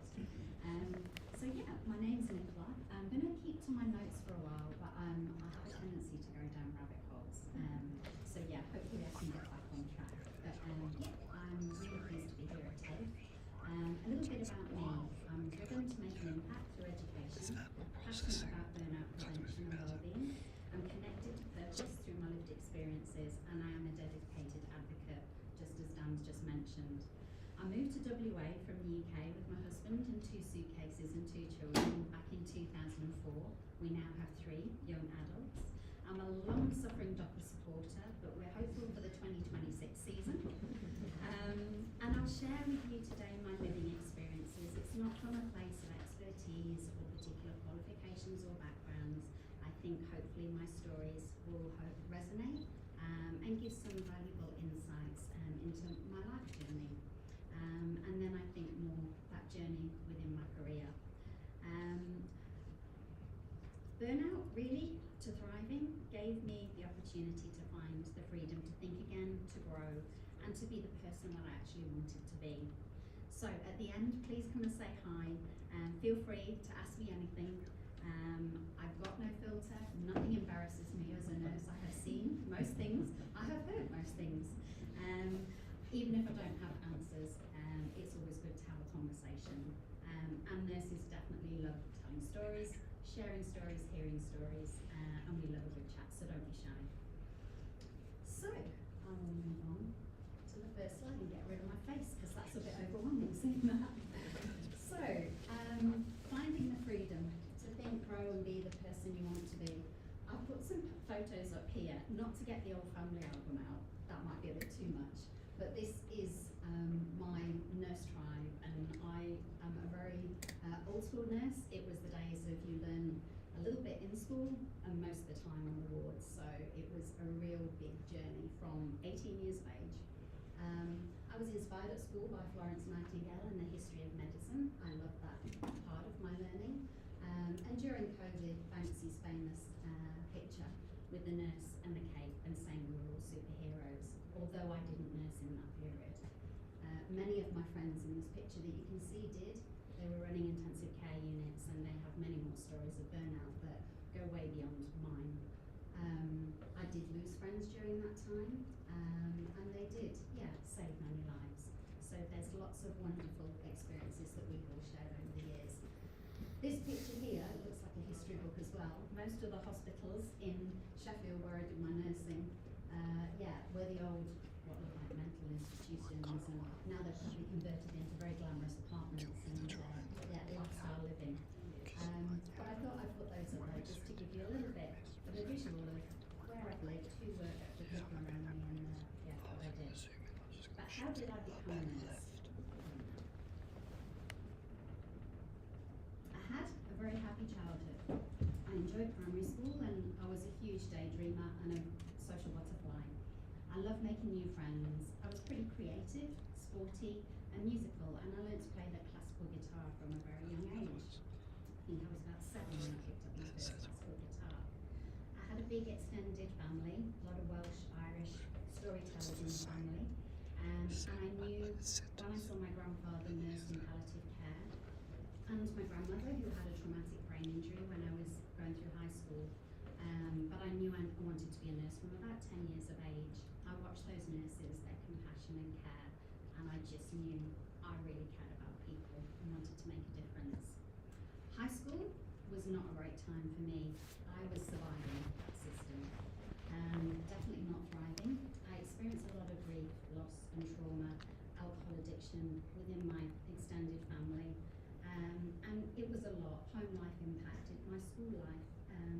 I really struggled to concentrate. I said I was a daydreamer. I was easily distracted and I felt overwhelmed in that environment at high school. They call you a late developer. I was very much a shy, young-looking little girl, surrounded by a lot of people who I think they thought they were adults. I didn't remember things very well when I was in the classroom. I got quite easily distracted. I fell behind and I was unable to keep up. I failed exams big time. Tests were a challenge and I would absolutely freeze under pressure and go blank. So it was a really difficult time. I had many learning challenges and maths felt like a completely other language to me. I was very anxious, more insecure as the years followed, and I lacked a great deal of confidence, and I was a perfect target for bullies. I learned to hide, I masked, I withdrew socially, and I was very much an observer and a people watcher. I felt like I was not good enough and was told by my careers teacher that I was aiming way too high, and nursing was well out of reach for someone with my grades. I believed her and it broke me for a while and I stopped going to school. What I shared here and the importance of that is what I now know was undiagnosed ADHD, and for me specifically, ADHD. I also had dyscalculia, which I can never say properly. But I'll talk more about that later, and that's why I think it's important to list out a story in the education system and how challenging it can be for many of us. It's not always our happy place. It took one dedicated teacher. He could see my potential beyond my grades and he wanted to help. He helped me see my strengths. He helped me find and explore new ways of learning, and he told me to take my time. I would get there in the end and I could be a nurse. So I had a poem on my wall called Don't Quit by Edgar Guest, who said, "Success is failure turned inside out." And I love that, and I would read it every night when I was trying to study. I started to believe in myself and I was determined to prove people wrong. After many, many fails, 2 years later, after school had finished, I worked about 4 different jobs. I worked in a baker's, a sports shop, I worked in medical records at a hospital, I worked as a cleaner in a nursing home, just to find experiences and try and get to be doing what I really wanted to do. And then those final qualifications came. I had the minimum requirement to get in, but I was accepted into nursing, and that's where this time began. So I left home at 18, moved cities, passed my driving test first time, probably the only thing I have passed first time. My husband is now a driving instructor. He's not sure that was a great thing. The first day I put on my student nurse uniform, I honestly had that identity I had been longing for so long, and I felt so proud of myself. How far had I come? It really felt good. I met my nurse tribe, embraced learning in the classroom. Yes, I liked it. And on the wards, loved it. It was all about watching, seeing, doing, teaching, and growing. And they were a fabulous 3 years. I had the freedom, I had the purpose, and I was beginning to be the person I wanted to be. And I was thriving. So, we move on to a different period of time for me. Thriving is more than success. It's not a title, it's not a position, and it's really, for me, I think, and for others, I try and tell them, just believe you can. Having a growth mindset, building your resilience and your strength through challenges, and creating meaningful relationships with who you do life with, and embracing your vulnerability from time to time, teaches you that yes, we are stronger than we think. Since the first day of nursing, I have worked and lived in the UK, Germany, and Australia, and have, yes, 37 years experience, which makes me feel like a dinosaur. I've worked in over 25 different nursing roles from being 18 years old, and I've taken on leadership roles. I've worked in corporate settings, I've been in projects and project management, and I've also done some work in research and done a lot of volunteering, which is where the magic happens. Every patient and family, every lived experience I've had, every role gave me a strong sense of purpose.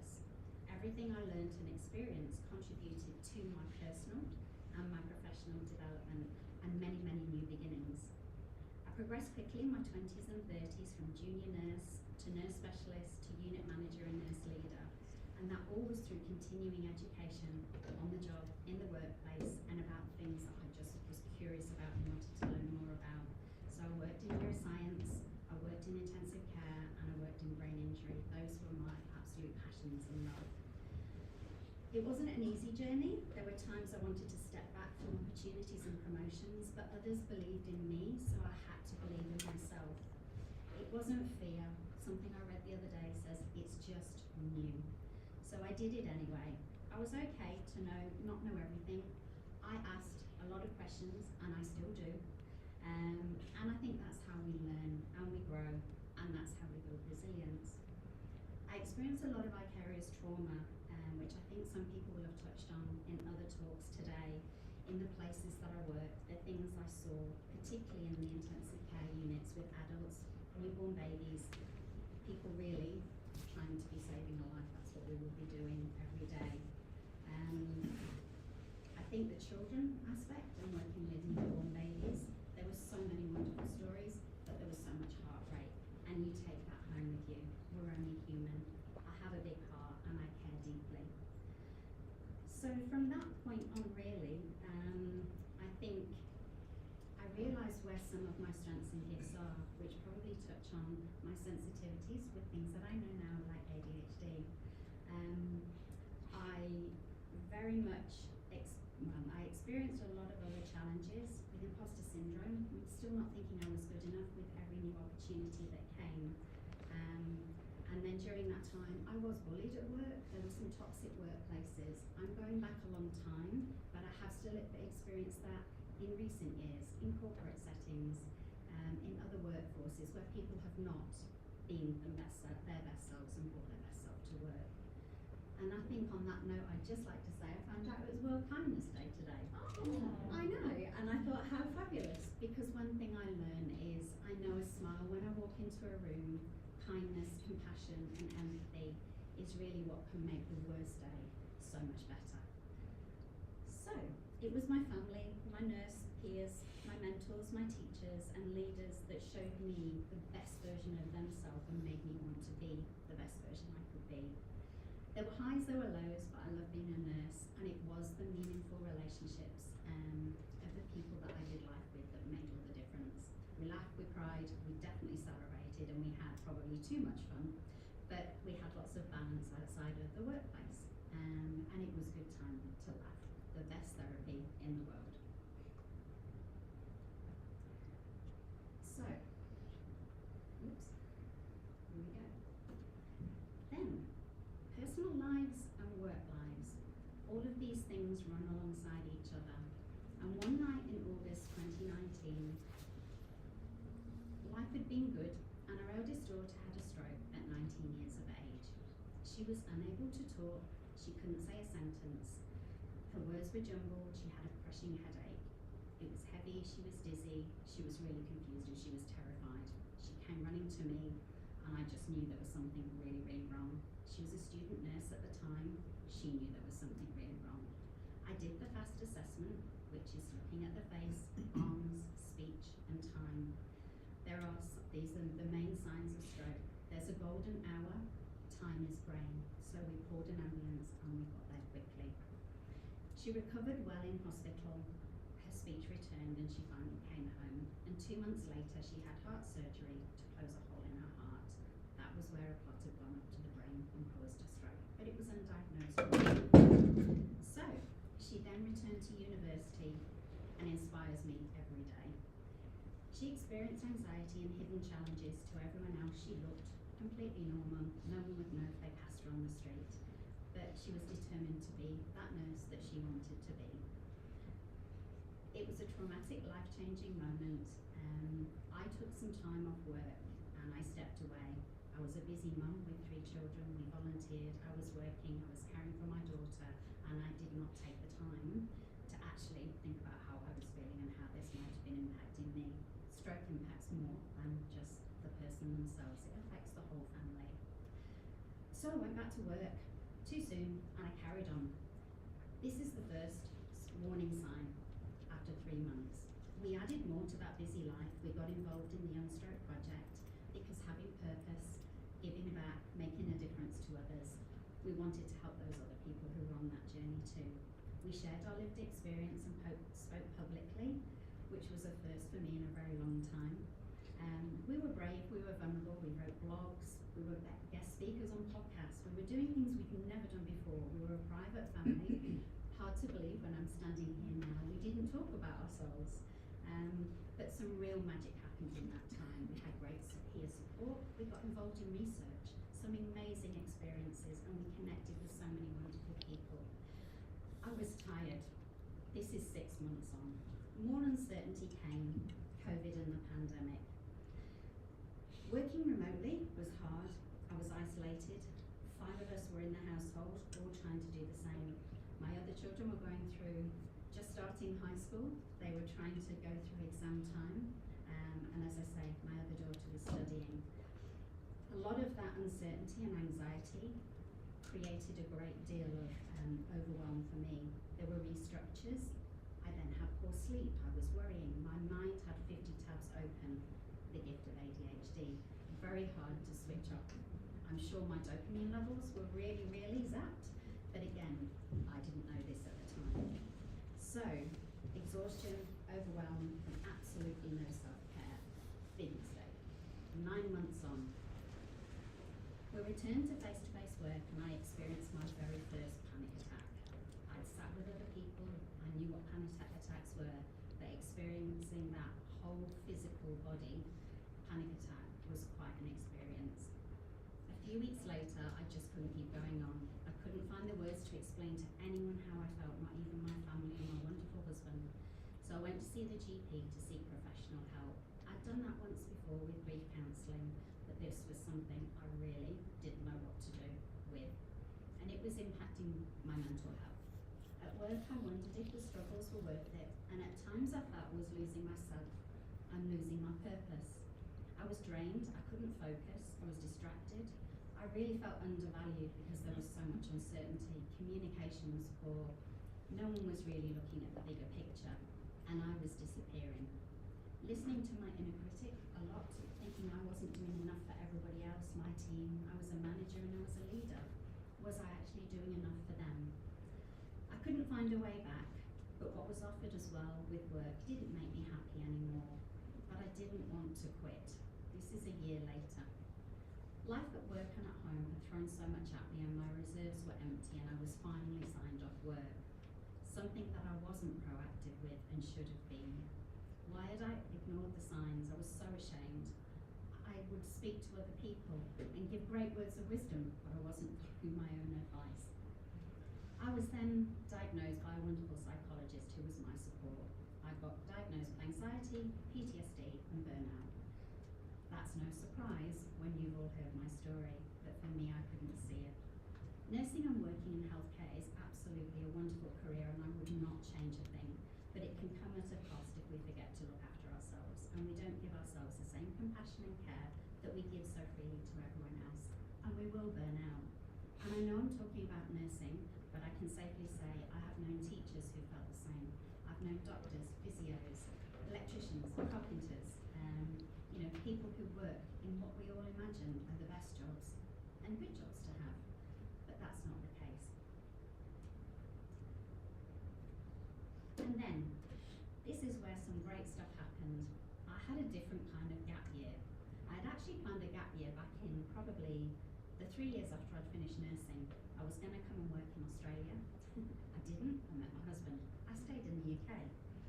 But it gave me time to rest, recover, reflect and reconsider, reset and absolutely reimagine my career after burnout. Taking time away from the workplace was a good thing. It helped me prioritise my emotional, physical and mental well-being, and my nursing peers with lived experience provided support. The people that you see here, Athel, this is Forwards and his organisation. One day I read a blog and an article that he'd written, and I thought, oh my goodness, he literally has used the words to describe how I'm feeling, and I didn't have those words. He gave me those words, and I understood what was happening. So from that moment on, I connected with Athol, Elena, who's the happy nurse, Shannon, who's a psychologist, and Liam, who's an entrepreneur or nursepreneur. They're incredible young people that have taught me so much, and they were my supports. They then started to invite me on things like podcasts.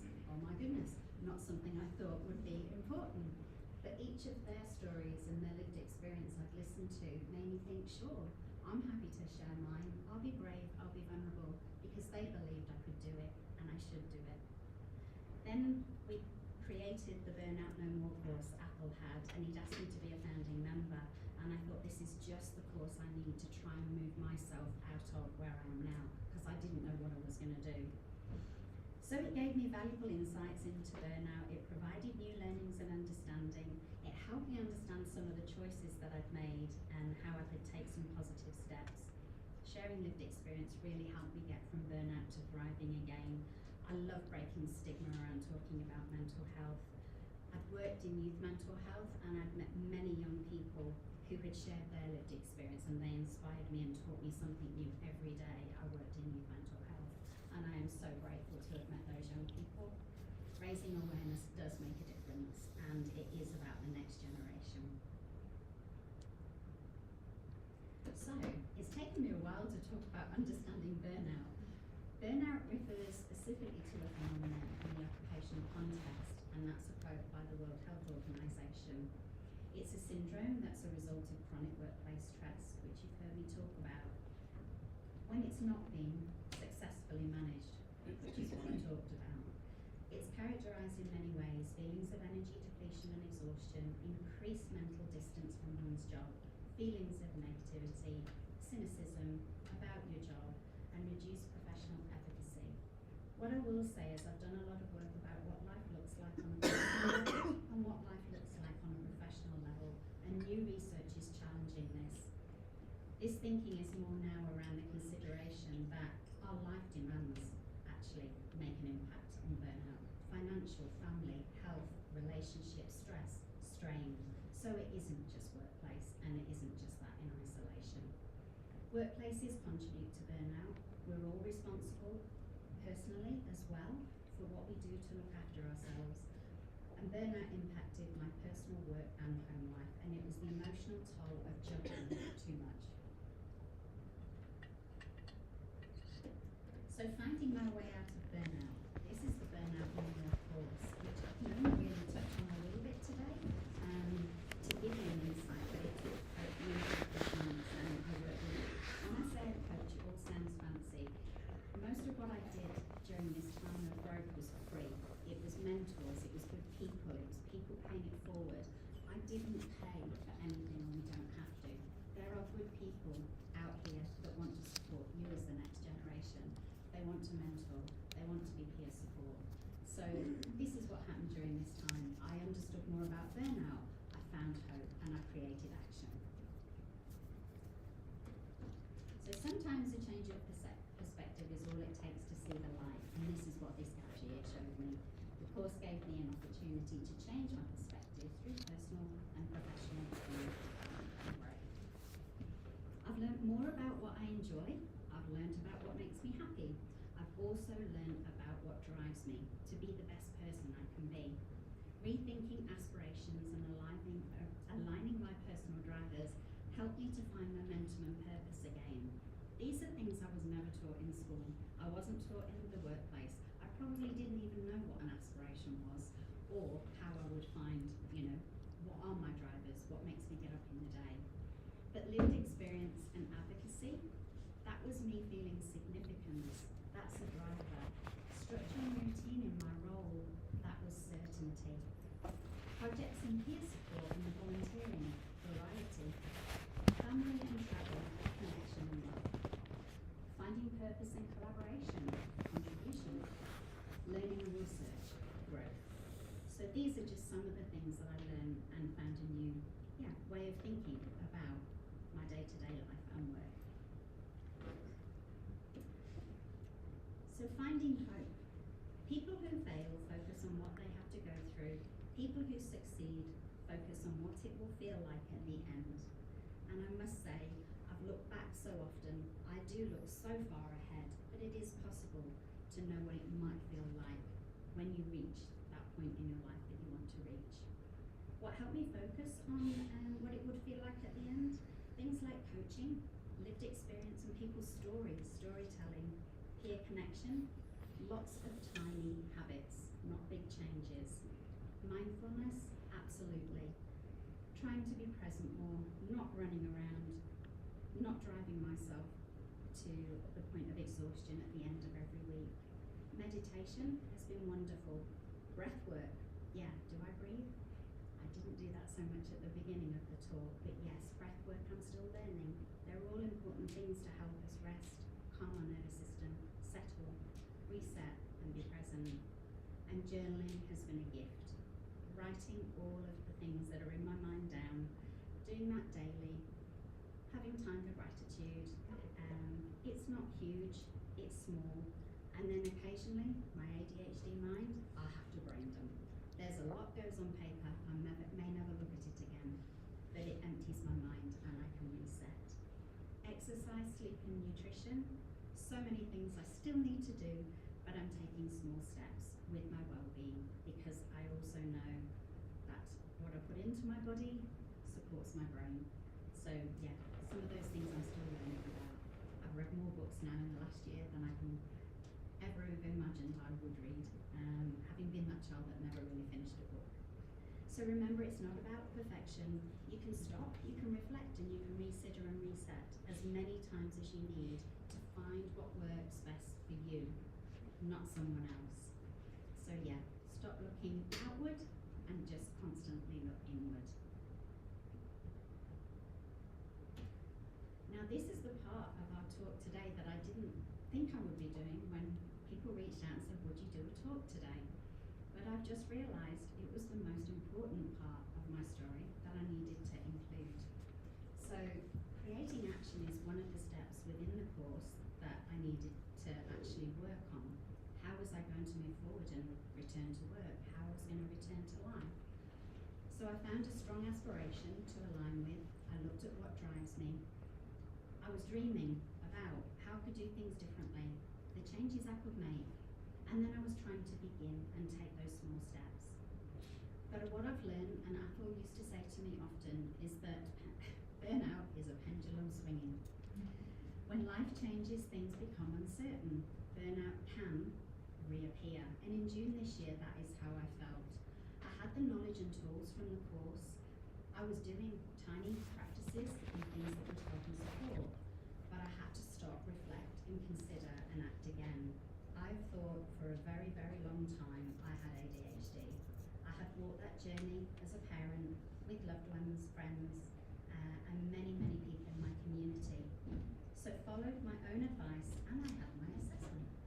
Hello, my name is Nithya and I am one of the many faces of ADHD. So following my diagnosis, I've been exploring my strengths, my traits, and rediscovering what works well for me now. I've had another reset, a new purpose, and have new aspirations and dreams, and have created new action. My aspiration, only recently before coming here today, was that I will share my story and living experiences to help others, and that's to talk about ADHD publicly, to raise awareness and advocate for others. I'm dreaming, I'd love to be a coach one day, and I'm actually now working at ADHD WA 1 day a week. It's a very small role, but I really feel like I'm with the people that get me, I get them, and it's a really happy place to turn up every day. I'm working with peer groups, connects with a lot of the other purpose I've had before, and working with volunteers, which I really love. And one of the small steps that I put down here only a few weeks ago was I will do one public speaking talk to raise awareness. Guess what? That was Let's Better You, TAFE Talk 2025. Who would have known? So I can't thank you enough for that. So what is your aspiration? What's your dream? And how are you going to create action? I'll leave you with that thinking. So, yes, what I wish I knew sooner.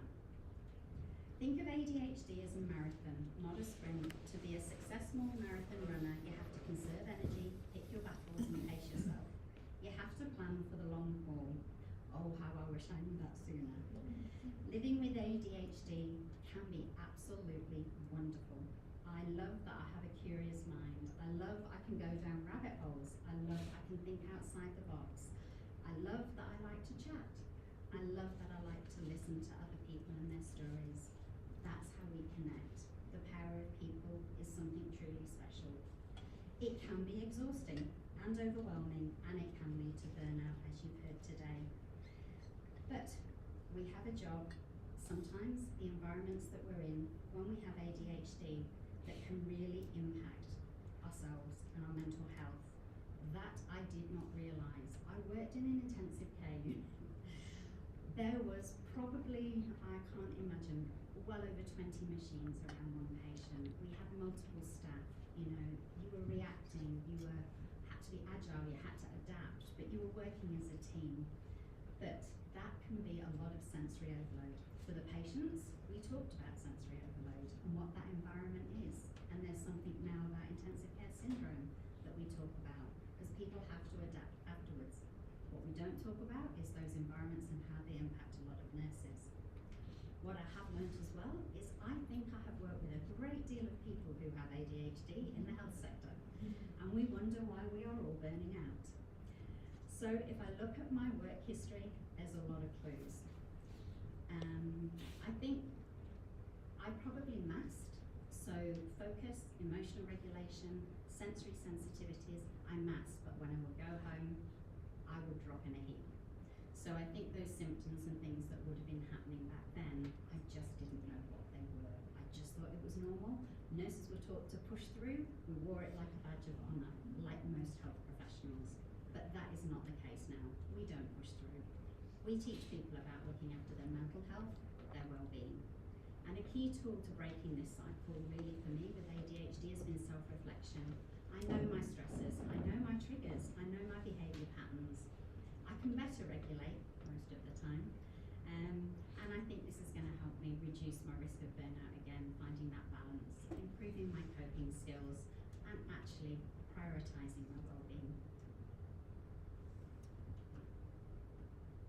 There are reflective-based strategies as well that help burnout, and this is for everybody. But interestingly, I've been reading a lot of books around ADHD, and this is one of the major strategies that was outlined.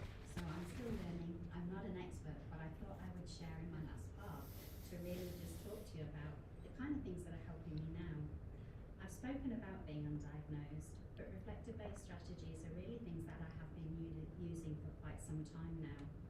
The mindfulness techniques, centered around self-awareness, self-regulation and stress management. They're helping me find new ways of working, and they're helping me adapt under times of challenges and change. Things that have helped to avoid burnout, I now know to recognise and check in with myself. So that's done through reflection and journaling. Mindfulness. I think I read a wonderful book called The Mindful Leader. That was some time ago, but I didn't apply those practices. Time management and prioritisation. I know when I'm on, I know when my good times are to work, and I know when my worst times of the day are. So I do my good work when I know I'm at my best. And that's different for me, that's different for others. But I've now learned to talk to people about that and tell them what I need. I've learned to balance my roles and control some of those emotions and have time to reset at the end of every day. My boundaries are much better. I start, I have breaks, and I finish. Memory is a huge challenge when dopamine is low as well, and I have to set various reminders. I'm really glad I turned it off today for this talk. Daily journaling, 5 to 10 minutes in the morning before I start a day and finish, has been really helpful. I really check in with myself and understand how I feel in different situations, what's gone well, what hasn't gone well, and I start to learn a little bit better about how I can cope with that. We've talked about things like mindfulness meditation, weekly check-ins, goal setting. That's something I've done as well. I had to take a rethink, what do I want to do with work? Things like body scanning as well, making that part of your day to see where your body's holding that stress and strain. So these are all a few tools. You'll do your own research if you're curious. It's not about doing it all, it's about choosing a few things and doing them small.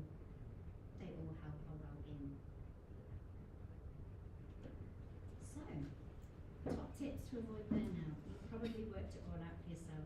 For me, it was education and, of course, and the people around me. It was about the tools and it was about my own personal development. It was about mentors, it was about peers, and it was about health professionals and seeking help. Take some time. It's not always possible. I was very privileged. I could take a break. But at the end of the day, we all need to go to work. We have families to provide for. It wasn't easy doing that, but it was all with the intention of getting back to something, but doing it the right way. I considered what drives me. Definitely take time for that. Have a real think about what makes you happy, what you love, and where you want to find purpose. And I would say also for me, it's about finding my tribe. Neurodiversity is absolutely amazing. I have loved my learnings and I've got so much to learn. And I would say, yeah, Spark Joy. There's a lady who's written a book called Spark Joy and I must read that. Have fun doing it and celebrate everything that you achieve. Although we've covered a lot today, this is very much the beginning of just truly understanding what matters to you, how you can use the knowledge, and how you can start taking steps to fulfill your aspirations that are truly important to you. And so now it's time to ask yourself what motivates, what drives you, your studies, your work, your life. It could be in one of those places, it could be in all of them. This way you can feel aligned with your values, your aspirations and your purpose. So let's better you in 2026.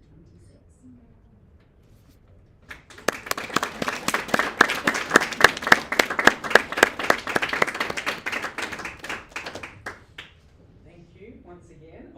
Daniel doesn't have his clipboard. He's gone rogue. He's off script. That concludes our presentation portion of TAFE Talks 2025 Day 2. One last time, I would love to thank our presenters, Amanda, Andrew, and Nicola. This is the end of the presentation portion, but not the end of the event, okay? When you head out into the foyer, we will have Westco, the label, setting up a stall for activewear. We do still have Inner Cup there with power teas, acai bowls to get you geared up and fueled up for our 12 o'clock Pilates session. That is beginner friendly, it's low intensity. I encourage you to come along. A few people to acknowledge before we do exit the theatre though. Our client, Head Pritchett. We've got our AV volunteers and we've also got our info desk volunteers. Thank you to our Auslan students. We appreciate your support and the rotating cast. You've done fantastic. And finally, I would love to thank our Future 5 team, our Diploma of Event Management students who have collectively put on this entire event. They're called Future 5 because there is only 5 of them and have put this incredible show on for us over a series of days. They have achieved this from conceptualisation to showtime today. I don't know if they're going to point out some of these things, but I really want to.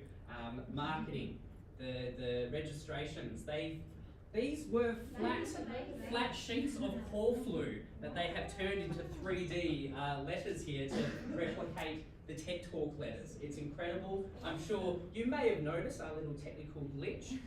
That happened and I went, not my problem. And they stepped in and sorted it. It felt like an eternity for me. On the clock it was only 2 minutes though. That is what they're here for. They are absolute experts. I'm going to hand you over to the Future 5 team. Thanks, Craig. I just wanted to say thank you so much. I'm going to move over here. Thank you so much all for coming. We really actually appreciate it intensely. But why we want to thank you is that every little step of this journey has been a learning process, from being able to communicate with the client, being able to understand what an MC needs and that fire and all the safety procedures. Everything has been a learning process and we're so glad that we had so many students involved to help us. And with the Auslan, you guys have been amazing. We've been inspired and we're watching you and we're so happy that you guys came. And the AV, thank you so much for coming. We didn't know how to do a live stream and we kind of hoped that you would figure it out, and hooray, you did! So thank you so much. And all of our lecturers have given us great advice, and what we've been thinking about is that this event has been over 2 days. So whatever we didn't feel great about the first day, we've been able to have such great advice and then improve on day 2. So we just wanted to say a big thank you. We hope you had a fabulous time. I think everyone kind of got something away and something different from each speaker. So thank you so much. I don't think I've forgotten anything else. Big thank you to Daniel. Oh my goodness, especially. Daniel! Thank you, Daniel!